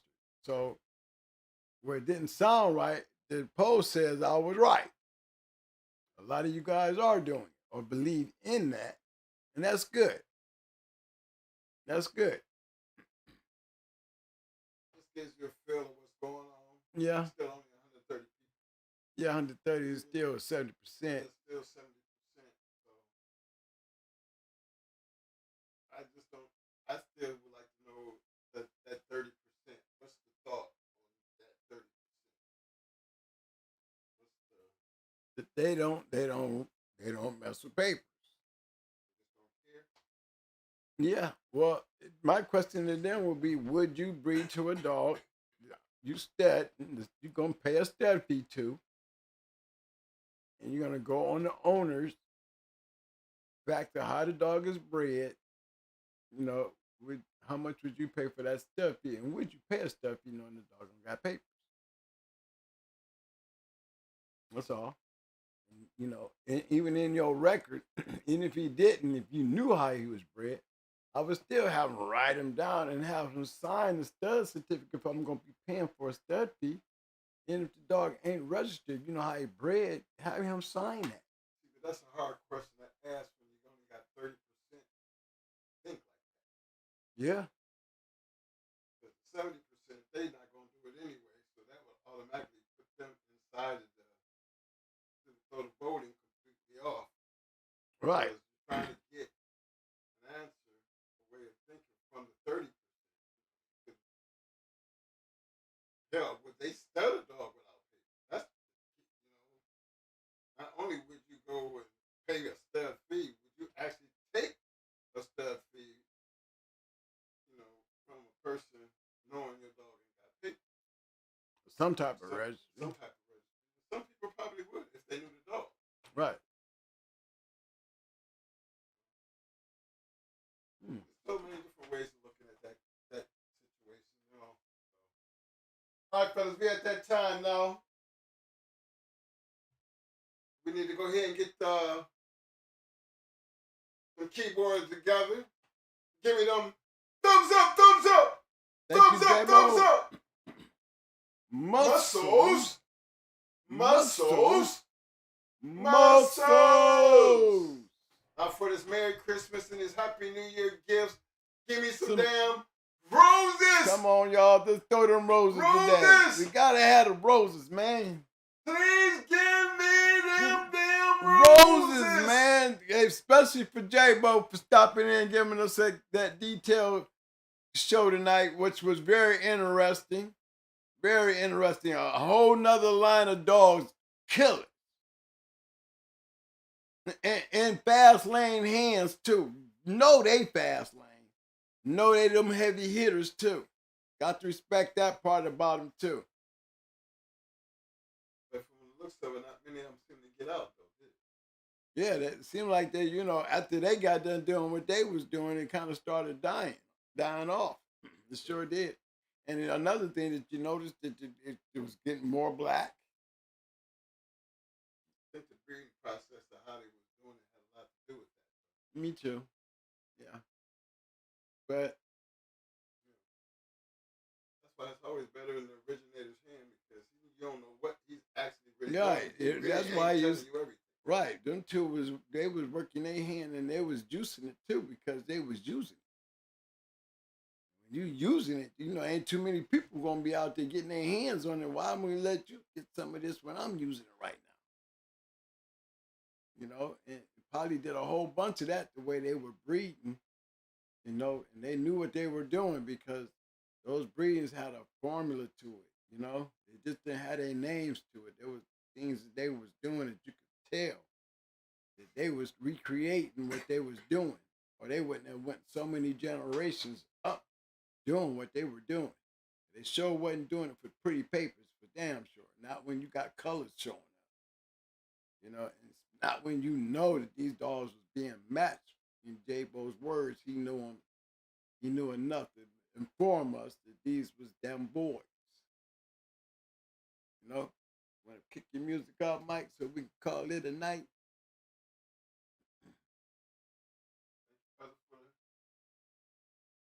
And you guys, before I get this started, don't forget what I got pinned up there. Talked about it earlier from my man M1. That's the phone number and his cash app. Again, that's anybody who want to make donations or just give M1 a call. That is his phone number and his cash app information. So, again, look out for my man. Even if it's nothing but $1, hey, it will all be appreciated. Support your fellow members when they want somebody, when they're looking for some help. We're going to reach out to them. Big shout out to my man M1 and big shout out to everybody who donates. Thank you.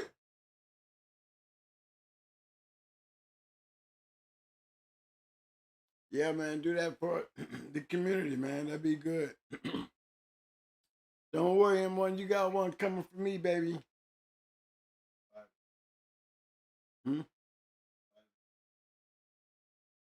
Wow. You got to clear it out.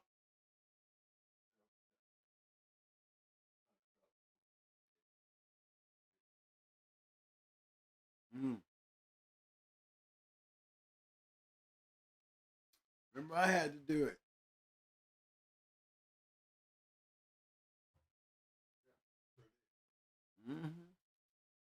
But I had a neighbor boy that had that machine, and it was flooded.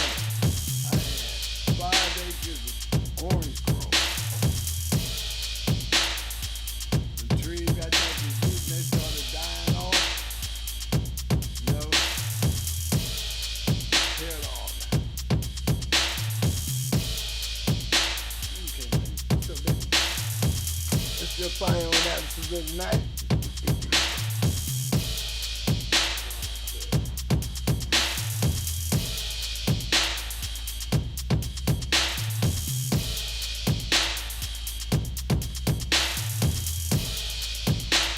All right, fellas. Hey, good turnout. Definitely appreciate y'all on the thumbs, the muscles and the thumbs up, the roses. You know, this is a holiday season. Looking forward to everybody definitely having a happy holiday. You know, we're going to see y'all till Tuesday, so I think that's the day after Christmas. So, look forward to everybody enjoying your Christmas.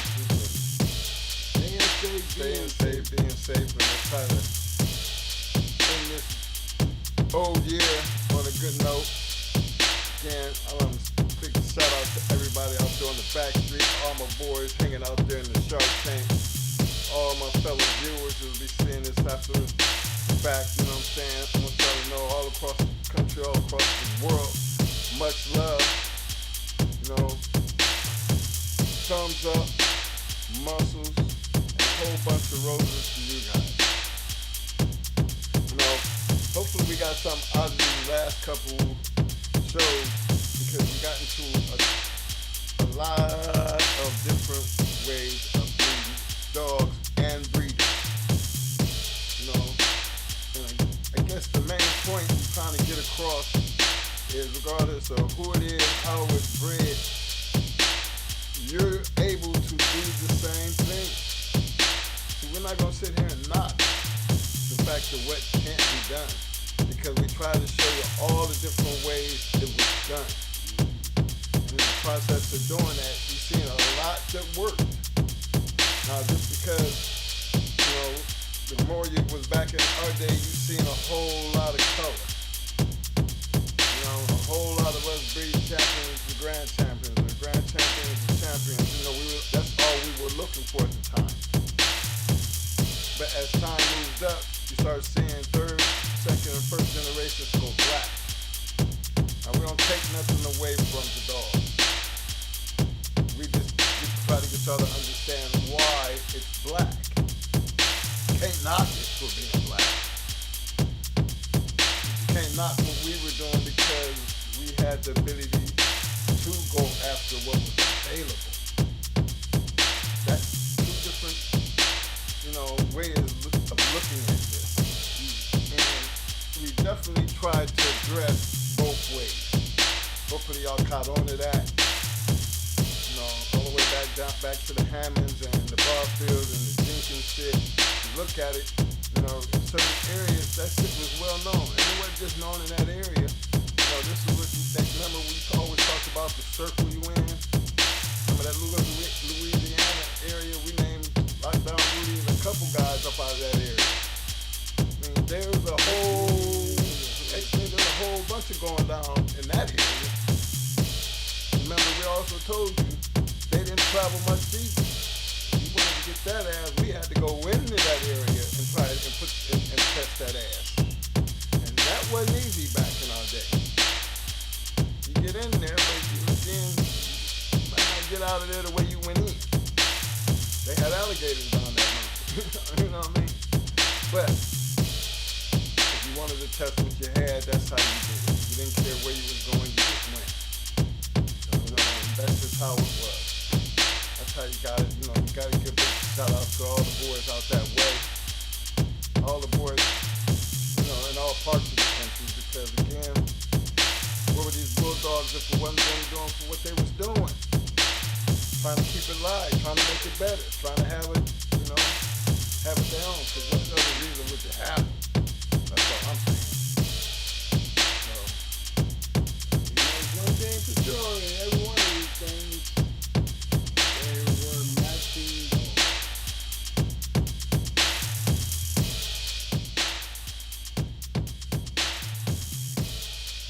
They were matching dogs. yes, sir.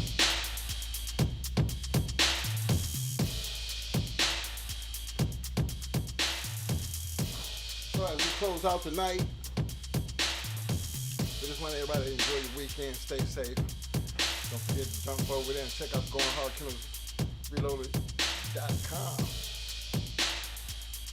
Check out the store. I know where it is. Get yourself something for Christmas, you know, or a present to somebody. And hopefully by the beginning of the new year, I'll be able to get my orders out where I need to get them out. You know, I'm trying to get that stuff together. I got everything set up and everything. Just, you know, holiday season, things get crazy, so top everything else. But, just everybody enjoy your holidays and just keep on doing what we do. You know, and that is, you know, This dude, he don't know how to, this is how y'all say it. Look at y'all. Have a very safe and blessed Christmas. I'm trying to tell you yeah. while we're doing it, you have to always remember this, guys. This is why we do what we do. We always have to do this. And that is, We we always. We're gonna do a real nice Christmas night today. We always. I mean, really, always.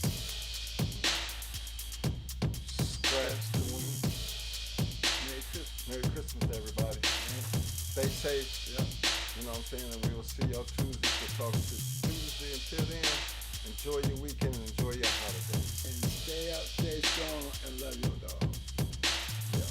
I'm about to get rid of this dog. I don't know what I'm going to do. That is a terrible thing that's happening. Remember we were talking about putting it in the cage, building the cage and putting it outside. Remember that, man? Okay, I feel sorry for her for you not listening. I really do.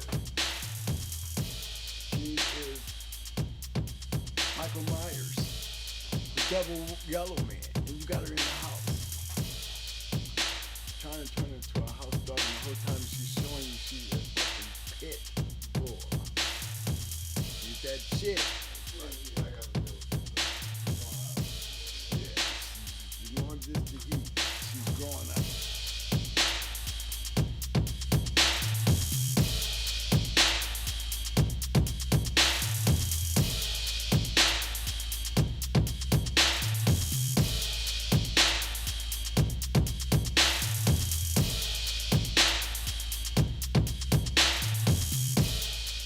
All right, y'all. This is the dog of the night right here. This is the dog of the night for us, man. I told you that's where we going. We're going right back over here to Barfield, Kentucky. Yes, sir. We're going to go ahead and put that down right there. Y'all, I'm going to just leave it. We already know how he bred. He is what he is. He do what he did. Let's enjoy that record right there. Let's just enjoy that record a little bit. All right, fellas.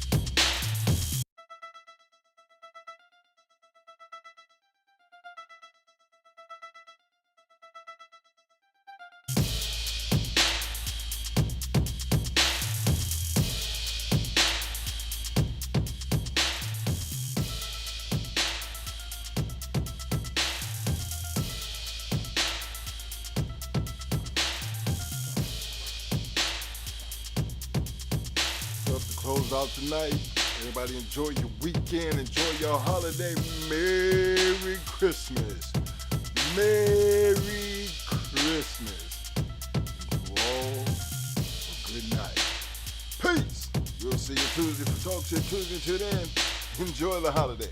I'm out. Deuces.